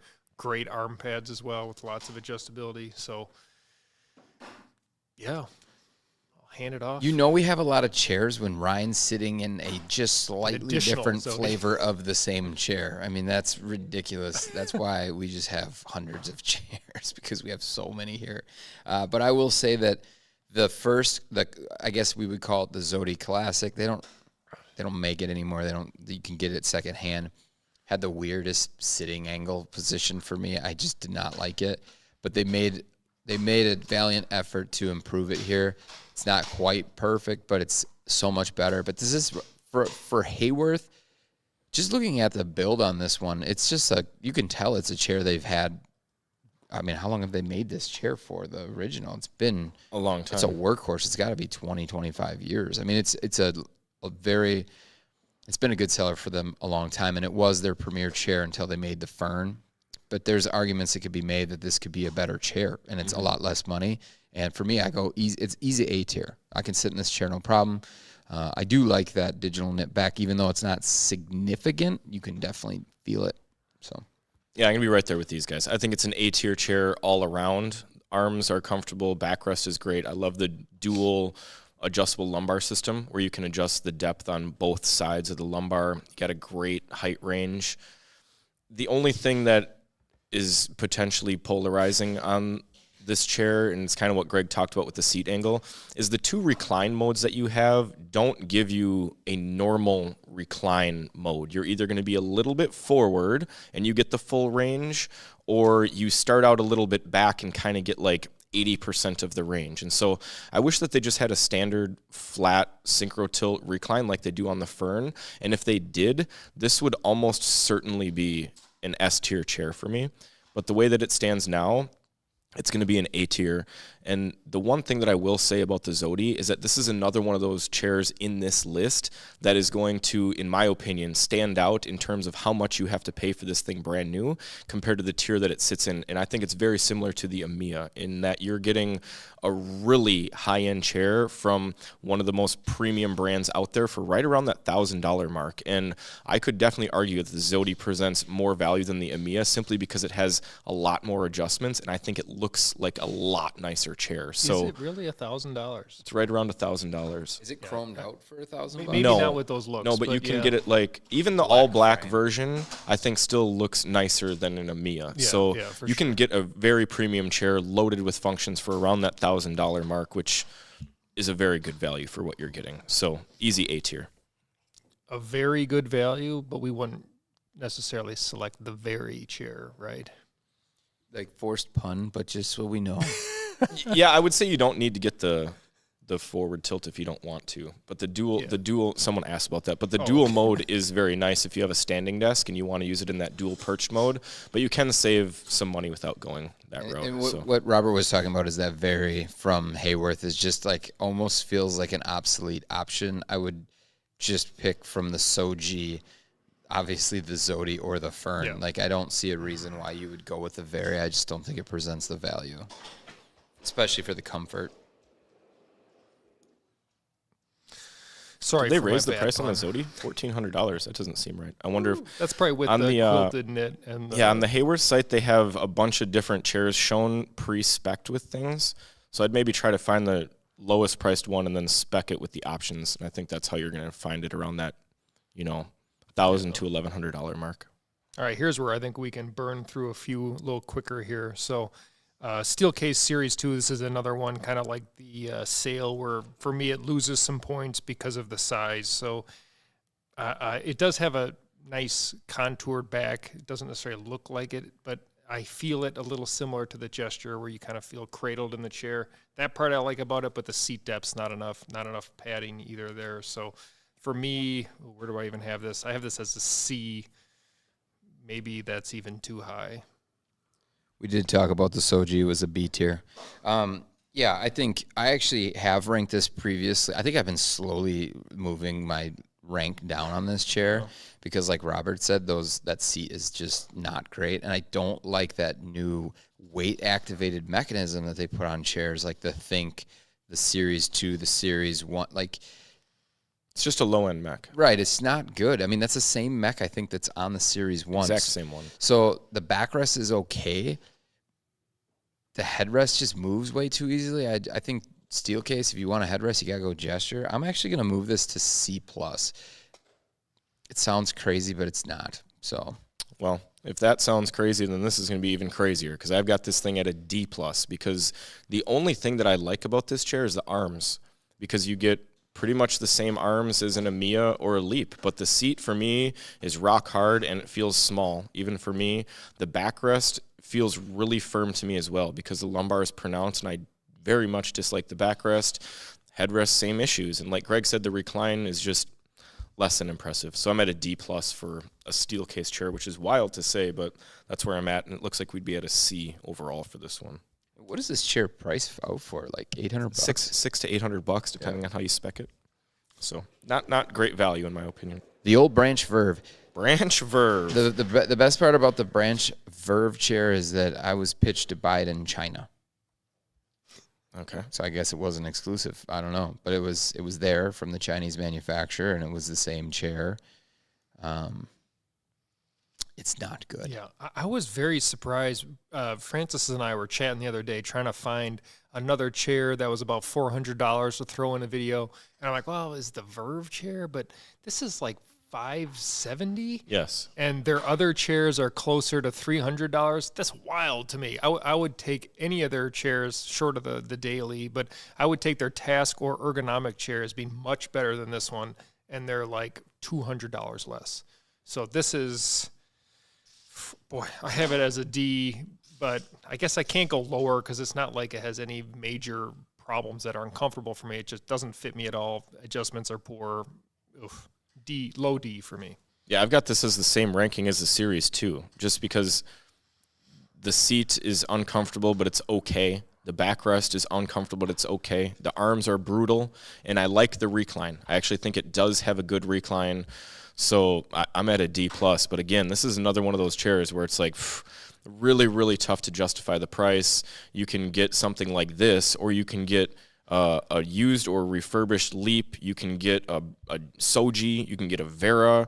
I mean, I'd rather sit in the Atlas chair from Colomy for $270. So just not a ton of value in this. If it was priced at $300 or less, this wouldn't be a bad chair, but it's just way too expensive. So D+.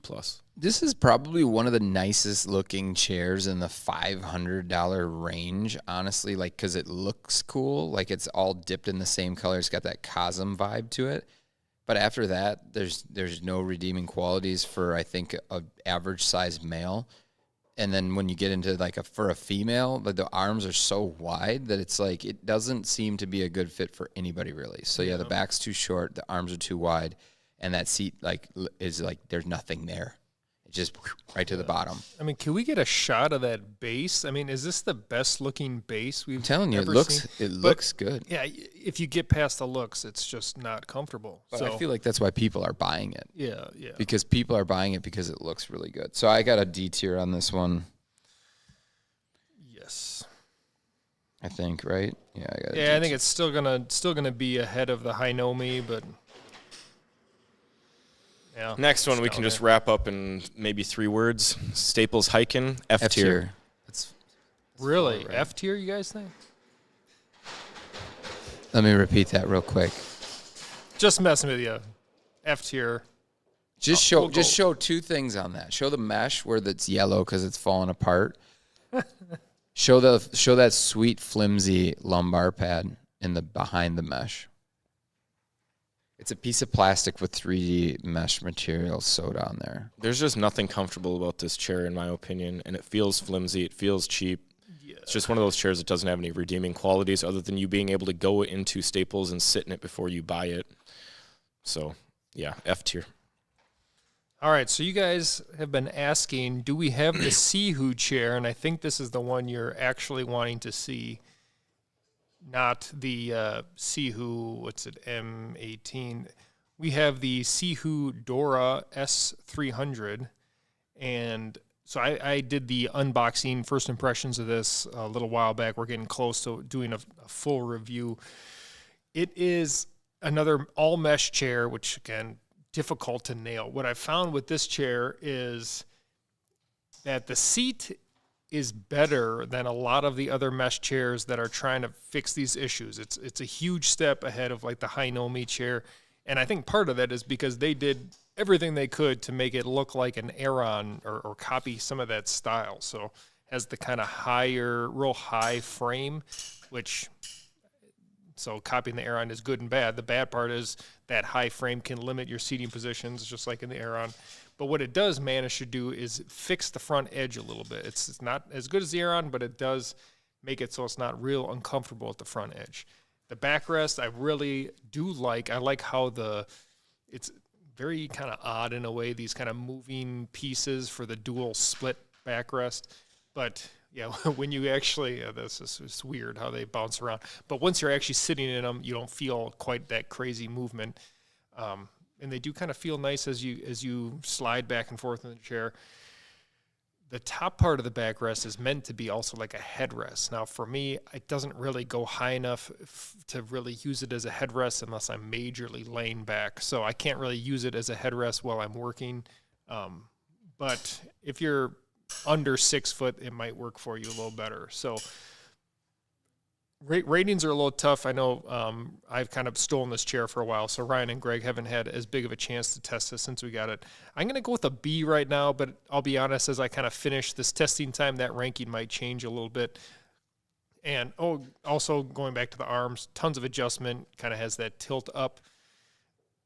This is one where I keep going back and forth. I don't love this kind of lip edge they have at the back of the armrest. It has the purpose for like gaming, so you can tilt them up. But for just regular, just being ergonomic while you're working at your desk, I don't love those. So that gives it a little bit of that dip there. So yeah, again, I'll stay with the B for now. But again, that might change a little bit as I finish this kind of review period. This chair has so much going on. Mm-hmm. Like, it's so much going on. I've never seen a chair with more happening than this chair. It literally made everything movable.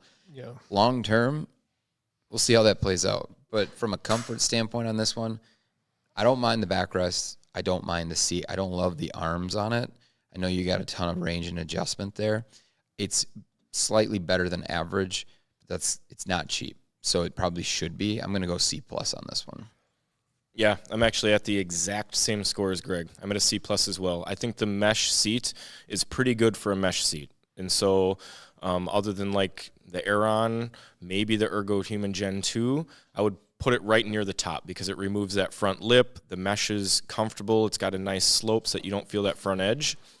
The backrest I actually really like. I was surprised at how much I liked it. I thought it was going to be a little gimmicky, which you tend to see when you have all these split backs with springs or whatever, but it actually feels really nice and it supports you well and it kind of holds your lower back in a weird position that I've never felt before, but it feels good. And because I'm a little bit shorter than Robert, I can use the backrest as the headrest, and I do actually like that headrest design. It feels a lot like the Cosm. I think they might have kind of stolen from the Cosm a little bit in that regard, but it's comfortable to use. And so overall, I think the chair is pretty comfortable. And while the arms have that weird lip thing on the back for mobile gaming or whatever it is, the arm pads themselves are really soft and really comfortable, and they are very adjustable. If they got rid of that tilt thing with the pad in the back, these would be some of the most comfortable arms I've tested. So I'm kind of torn on, trying to push it up to that B tier because it has so many things that I like, but the things that I don't like, got to keep it down to that C+ for me. And I accidentally will tip those up right, a lot, I've done that which too. Which is annoying because then you have to lift it all the way up and bring it back because they have down. the ratchet system. Yeah. So once you lift it up one, if you tilt it up one adjustment, then you have to tilt it up all the way to get it to go back all the way down. So what Robert's talking about is if you lean back at all, like I'll just lean back and chill for a little bit, and I'll put my elbows down like this, the armrest will come up. And then I have to lift both of them up to put them back down, and then I have to purposely not put my weight on them. So that would be my biggest complaint with the chair. But overall, I think it's pretty good. Let's be honest, you're never going to rank a mesh seat that high. I mean, I think it's on record at this point that you just can't. Even though you like it, it's your third whatever. Well, and let's be honest, like I was very, very happy with the results of this chair. When I found out that another Sihu chair was entering the building after we had that M18 in here for a couple years, just completely destroying it, calling it the worst chair of all time, I was like, oh God, not another Sihu chair. But this chair came in and it's actually a pretty good chair. Like it feels like you're getting a lot of chair. It feels substantial. The mesh feels nice. It's got a ton of adjustments. It looks pretty cool. So much different vibe than the previous chair in our list, which was nice to see. So where does that put it, Robert? Well, right now I got it sitting as our top C ranked chair, but it probably could also bump as a low B. So C plus B minus area seems about I think right. you both had C's and I had a B. Yeah, C so, plus for me. yeah. We could probably put it, I mean, below the Soji, somewhere around there. I think. Yeah. I think if you guys sat in it more, you might be pushed up higher too. So. Probably gonna have to share it. Well, I brought it back today, so it's been at the home office for a while. Kids love it. It's about the coolest looking chair. So yeah. It is. The looks are very, very nice. All right, on to the human scale Liberty. Here is a chair. This is one I probably gush about a lot too. Really like the backrest and this pivoting function. Has the mesh is super nice. So someone actually, I'm going back for a quick second, someone asked about the mesh on the Sihu. It is very soft. I'd say it's very similar to the Ergohuman, but the human scale, I really love this mesh. Might be my favorite of any of them, really. Has the right amount of stretch, but is also really soft. So really nice materials, which you always get from human scale, and really nice looks. So I love that pivoting backrest, how much you sink into it. I like the seat a lot on this chair. Arms, not great, just because of the adjustments that you're getting on there. But it doesn't have that elbow knocker that their different smart chair has. So that's why this chair is better, in my opinion, because that elbow knocker that you get just makes that chair almost unusable for me, even though I've actually been sitting in the smart here at the office for a while too. But so this is actually going to be an A for me. That little arm problem doesn't knock it down too much for me. Yeah, I actually really like some aspects of the Liberty. Just like Robert said, I think the backrest is one of the most comfortable backrests on the market. If it had a little bit more flexibility, it would probably be like an S+, but just due to the mesh being so comfortable and the curve being absolutely perfect, I'd still probably put it at like a low S for comfort on the back. I really like the seat as well. Kind of a similar story. If it had a little bit more flexibility, it'd be an S tier, but I'd have that as a high A for the seat. The arms are kind of where it starts to drop off a little bit for me, just because they aren't adjustable enough to fit me properly, because they only have height adjustment and you only get 3 options for the height to choose from. So you kind of can find yourself in an in-between area on the height, and then they don't go narrow enough for me, which is the main issue. And then I just don't like the recline. It's got that weight-sensitive, hip-thrusty recline that it's just not my cup of tea. So I'd be at a B tier for the Liberty. This is my second favorite chair from Human Scale, just to be on record with that. I love that backrest. When you actually tilt and recline, it flexes into your back more, and I'm on record for liking really aggressive lumbar. Some chairs will like almost separate your back from the backrest as you go into recline. So this one's going to push even harder into your back. So it's really good upright, and it gets even more better. It gets better, I think, as you recline in the chair even. So the seat, great. Like Ryan, I think you said this, sorry. The armrests. I just don't, it's a miss right now for these human scale chairs. It reminds me a lot of the Freedom chair. So I'm going to have to put this thing a little bit, knock it down because of that, but this is a B tier for me. So you like the Smart better then? You said this is your second favorite? Yeah, Smart chair is my favorite from. And I know I definitely recognize the fact that you can bang your elbows into it because I've done it before, but I just prefer that chair's seat over this seat, plus the way that the arms aren't connected to each other. So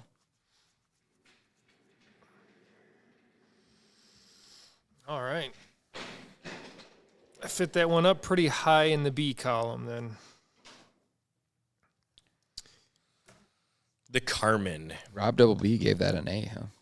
I Yep. did. He loves it. You know, I'm looking at this. I'm looking at our other B chairs, and of course, that's a ranking of all three of us. I like the Liberty better than any of the chairs in the B column, and I like it better than about half of the A column. So for me, it's a really high up there chair. And this is one you actually see a good amount. I point over there; it's not there anymore. But this is one that you might actually find these human scales on the used market too. Yeah. So something to look for because they are expensive, but. Teaser alert. I sat in the high back chair of what's coming out right now. The Carmen high back with the built-in headrest. It's actually got a height adjustable pad in it. And now take this with a grain of salt because it was at the show, NeoCon. Actually, real quick question. If I would have posted that I was at NeoCon, which is in Chicago every year in June, and had a small meetup, would any of you have shown up? Because I thought about doing it, and then I just last minute changed my mind. Did I make a mistake? Let me know in the comments if that's something you guys would be interested in. If you're close enough to Chicago, we could chat chairs. I mean, it's the place in the States to go see chairs. So, anyways. Real quick, someone said, I thought the Leap and Embody were S tier. Well, we do put them S when we're looking at overall rankings, but for comfort only, they lose a little bit, correct? So that's The Embody. I think the Leap and Embody are only S tier for me. Yeah. I have 3 S tier chairs: Leap, Embody, and Fern. These guys kind of differ a little bit on those 3, depending on what exactly we're looking at. Yeah. So that's why sometimes you'll see different rankings because this is just for comfort alone. Chicago's too far. So getting back Carmen. into the Carmen here. So this is Steelcase's attempt at the all mesh chair. And like I said earlier, what's nice about it is it does have a little more of a flexible seat pan. I've been sitting in one for this whole live stream, which, not nearly as long as some of the others we've done, but still we're pushing 3 hours here and I'm very comfortable. I haven't had any issue sitting in this. As you can see, Francis kind of moving around in the chair. It does give you a little more movement because of that flexible seat pan when you compare it to a lot of the other mesh seats. And it's a very unique mesh. We call it a mesh seat, but it actually has this pad underneath. So you don't just go sinking right through. You actually have this little bit of a supportive pad. So very unique in that way. Like Greg said, potentially a higher back version coming. I think you said take it with a grain of salt because sometimes things maybe change from the show and moving forward. But personally, I'd be very welcome to having a higher back because even though I wouldn't say that's like a big problem for me. That's not high enough, but I'll always take a higher back. So I love the backrest either way because of the flexibility and having that really soft mesh. We have is this called intermix or opaque? Sorry, it's an opaque mesh back, which has a little more of a softer feel to it. So it's going to be in a B for me. The real reason why I bring it down is just because I don't love the arms. I wish they would have got their high-end arm set on there, so that's why it's a B. You want to know the reason behind that? Because I actually was in the Steelcase booth, spent some time with someone there from Steelcase. We talked at great length about this particular chair because I was there to see the high-back version of the chair, and he had mentioned that the reason why the arms are that way is because it goes along the lines of the eco-friendliness of this particular chair. Bless you. Not a triple for the stream. There we go. That you don't get that often. That's a once a day thing, maybe if you're lucky. If you see Robert, so 3. Wow. Yeah. Showing up for the stream, Robert. Doing my best. My daughter will just rail out like 6 or 7 sneezes. She's so funny when she does it. But anyways, the take on it was that the regular foam pads aren't as good for the environment when you're going to, it's recycling foam. I know some people say they're recycling foam. It's really expensive to recycle foam, and it's not that good for the environment when they're still recycling the foam. It's not a good thing. So even if people are recycling foam at the highest levels, it's not good for the environment. So it didn't fit with the chair, basically. But, of course, that didn't mean that we were going to see changes down the line for Leap or any of the other chairs that do have those foam pads. So long story short, I sat in the high back version. It was pretty nice. But this version, Same thing. I really do like the flexibility. I like the seat on it. I can kind of feel those edges on the seat, which I don't love about it, and I don't love those arm pads. I know it's good for the environment, but I guess I'm just not great for the environment on that particular part of a chair. And so I would like to see those other arms for sure. And that's why I have it down at the B tier, just because of that. He also mentioned, though, to the fact of that shorter seat, that is done intentionally. There's no seat slider on there because most of your weight is moving towards your butt. And so he didn't see it as a big enough deal. They didn't see it as a big deal to not have support on the backs of your legs.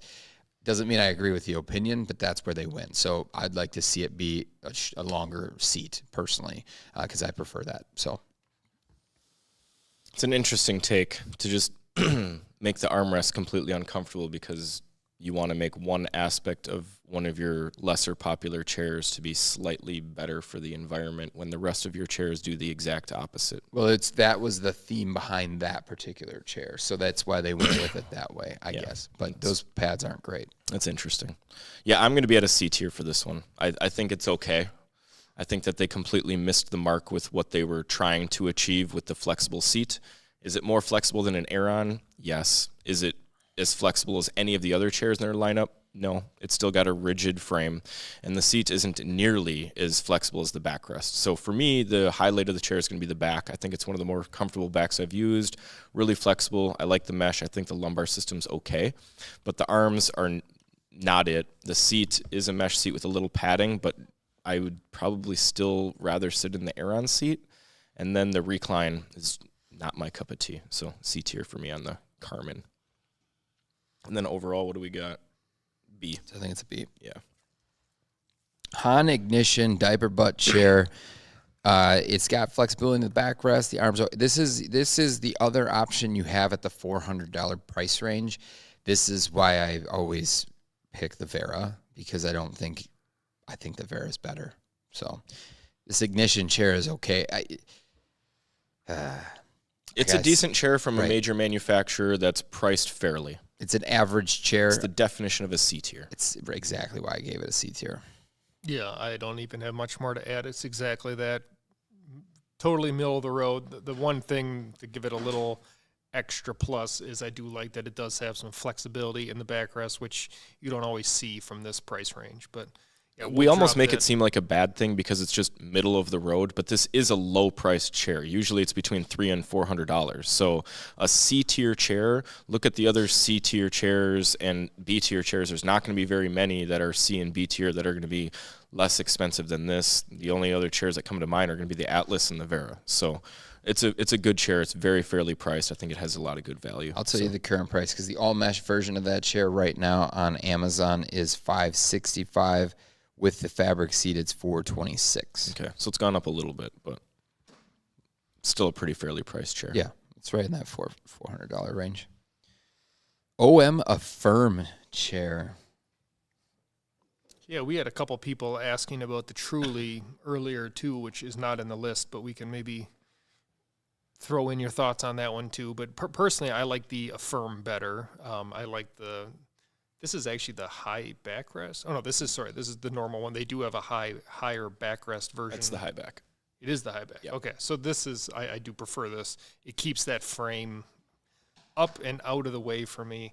The seat is just not necessarily my favorite. Again, it's the thicker pad with not necessarily lending to being a flexible seat pan. Arm pads, the ones that we have on the chair right now, I really like. Very big, wide, good padding on them. So for me, this is going to be a B tier. Nothing amazing, but it's also, there's no problems, and I'd be very comfortable recommending this chair to people. Yeah, I'm similar to Robert. I'd be at a B- for this one, just because I don't think it's quite as comfortable as the Yes chair, because the seat isn't quite as comfortable, but everything else is going to be very comparable other than the headrest. I think the headrest on the Yes is going to be a little bit more adjustable. But overall, I think it's another good chair for the price point, because this is going to be another chair that's between, $500 and $700, $400. So it presents good value. It's not the nicest looking chair, but it's got a ton of functionality, and it's pretty comfortable for the price. So, yeah, I'm going to be at a B- on this one.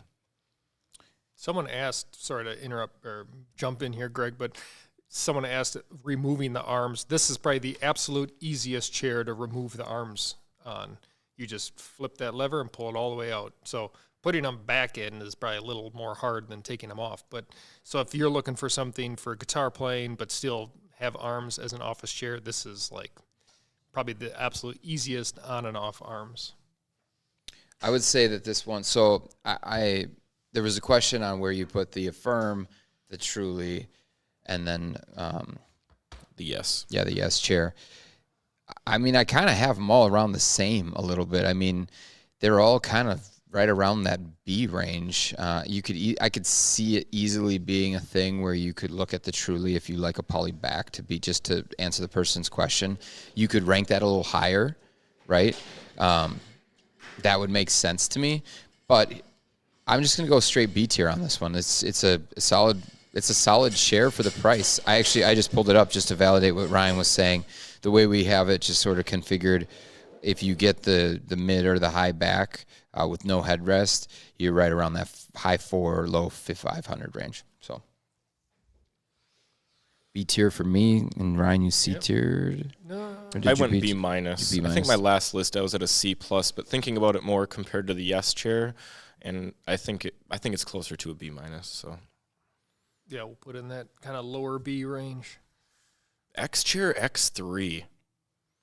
This was one of the highlights of the chairs I've reviewed this year, just because it was a much different experience than the X2 that we've had for a couple years, which we've consistently ranked F or D tier. Road to Redemption, 100%. I think Right. the X3 is a massive improvement to the X2 that we previously had. One, because you get an upholstered seat, which is way more comfortable than their mesh seat, and that little extra upholstery on the backrest, I think, makes a big difference in terms of not feeling the frame in between the lumbar section and the upper back section. And then them also removing the forced forward seat tilt on the K2 and just going with standard synchro tilt on this chair, I think, is a game changer. So for me, I'm going to be at a B tier for the X chair, which was a very welcome surprise compared to the X2 or whatever we had before. So X2, yeah. Well, X or Sport, I think it was called. Yeah, X2 Sport. Yeah. This one's the X3. So Yeah, I think the major improvement here is definitely in that seat for sure. I have never really had a problem with the back because, again, this is like a Ergohuman chair, so that's never been an issue. I don't love the arms on them. I don't. I think that's a pretty big downgrade, especially from the most recent version of an Ergohuman chair. But again, seat back wise, it's a comfortable chair that way. Because of the arms, I got to knock it down a little bit, but it's going to be a B. Yeah, I'm right there with you guys. I agree about that. The backrest is the highlight for me with that flexible lumbar section. I also don't necessarily love the armrests. I haven't really spent enough time in this to really give a full review, so I would probably be somewhere in that B range. Since you guys both gave it a B, we'll just put it right in the B. I put it right in the B. Right in the B range here.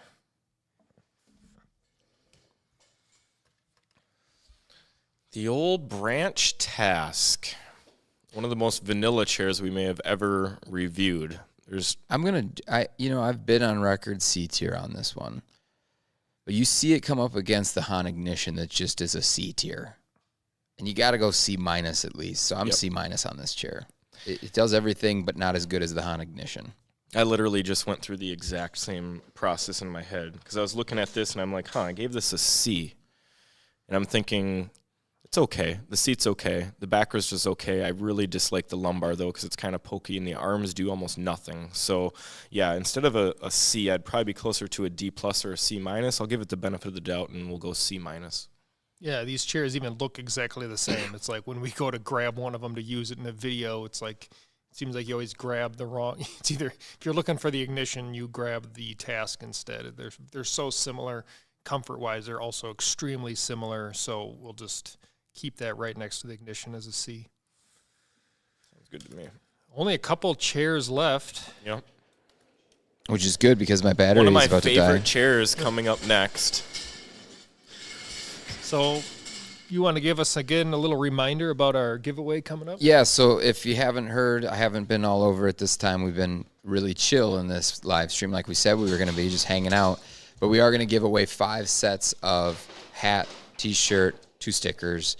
The sheriff sticker, which obviously we're the sheriffs, and you are our deputies, potentially, once you get that sticker.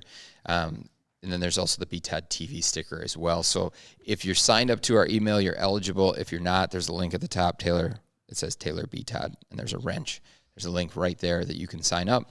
And right at the end of this stream, which is coming up, guys, we're going to just drop a word in there. You're never going to guess it, so don't try. And you only have to do it once. So, Is the word anthros? Don't do this again, because we got people just firing in the chat. We can't even read questions. Yeah, average Midwest, yeah. So Jake wants to know what chair I'm sitting in. Well, he wants to know you guys too, but I just saw me in there. So I'm in the Amia. You mean right now? Yeah. I'm in the Zody too. Carmen. So Amia's from Steelcase, Carmen's from Steelcase, and then he's in a Hayworth chair, Ryan is. All right, Secretlab Titan. What a gem. This is one of those really hard chairs because it doesn't feel... Not to rank. Well, kind of, because it doesn't feel fair to put it in F tier, which is where I put it, because it is a well-built... It feels like a substantial chair, and it has some decent things about it, like the headrest pillow, like the integrated lumbar support being nicer than most racers. I think the arm pads are comfortable, but I cannot use this chair. The seat being rock hard, the bolsters forcing your shoulders in and giving no movement, the armrest range adjustments being so limited that I can't really use them at my computer setup. It's really, really hard for me to pull this out of the F tier when it's something that I just physically cannot use. But if I were to compare it to like a Hiken, it's probably better than the Hiken. So I don't know. This is one that I always struggle with. Is it F or is it D minus? Either way, I would never recommend buying it because it's $500-$600 and it's an unusable chair for me. But I'm gonna stick with my previous rank, which was an F. I thought you said it was a hard chair to pick because it's rock hard. That's definitely where I thought you were going with this one. That's true. And if you're ever worried about your chair like bottoming out or the foam not being there, and this chair's foam is going to be rock hard for 76 years. So that feels like truthful, very truthful. Yeah. It's just way too firm for me, and I just can't get down with the lack of flexibility. There's no flexibility in this chair. Arms are a bit too wide for me too. And I just feel restricted. I know the side bolsters in the seat are foam, but they still, like for me with my frame at 6 foot and like 180 pounds, it's still just too small. So if you're bigger at all, you're not going to fit. I wouldn't F tier it just because of the fact that it is still much better than the F tier chairs, but not much just because it's not comfortable. So a D tier. Yeah, that's where I'm looking. I'm looking at our row of D-tier chairs, and I'm like, where would I put this in between here? And I still would probably prefer the Titan over like that Sihu chair because it also is super hard seat. The Marcus chair is super hard seat, but at least the backrest I prefer on the Titan. The arms are going to be a little better, so it's going to be in the middle of the D range, but it's all the same reasons you guys said, especially that seat is so hard. The back being firm isn't as big of a deal because all your weight's not on it, but it's more the bolsters that become the problem. So I'll go D here, but it's not going to be, I don't think it's going to end up at the bottom of D, let's just say. And one chair remains. The best chair of the best chairs. The coveted Lamia. The highly debated Lamia. I mean, we're going to get, maybe not with our audience in here, but after when this thing goes live,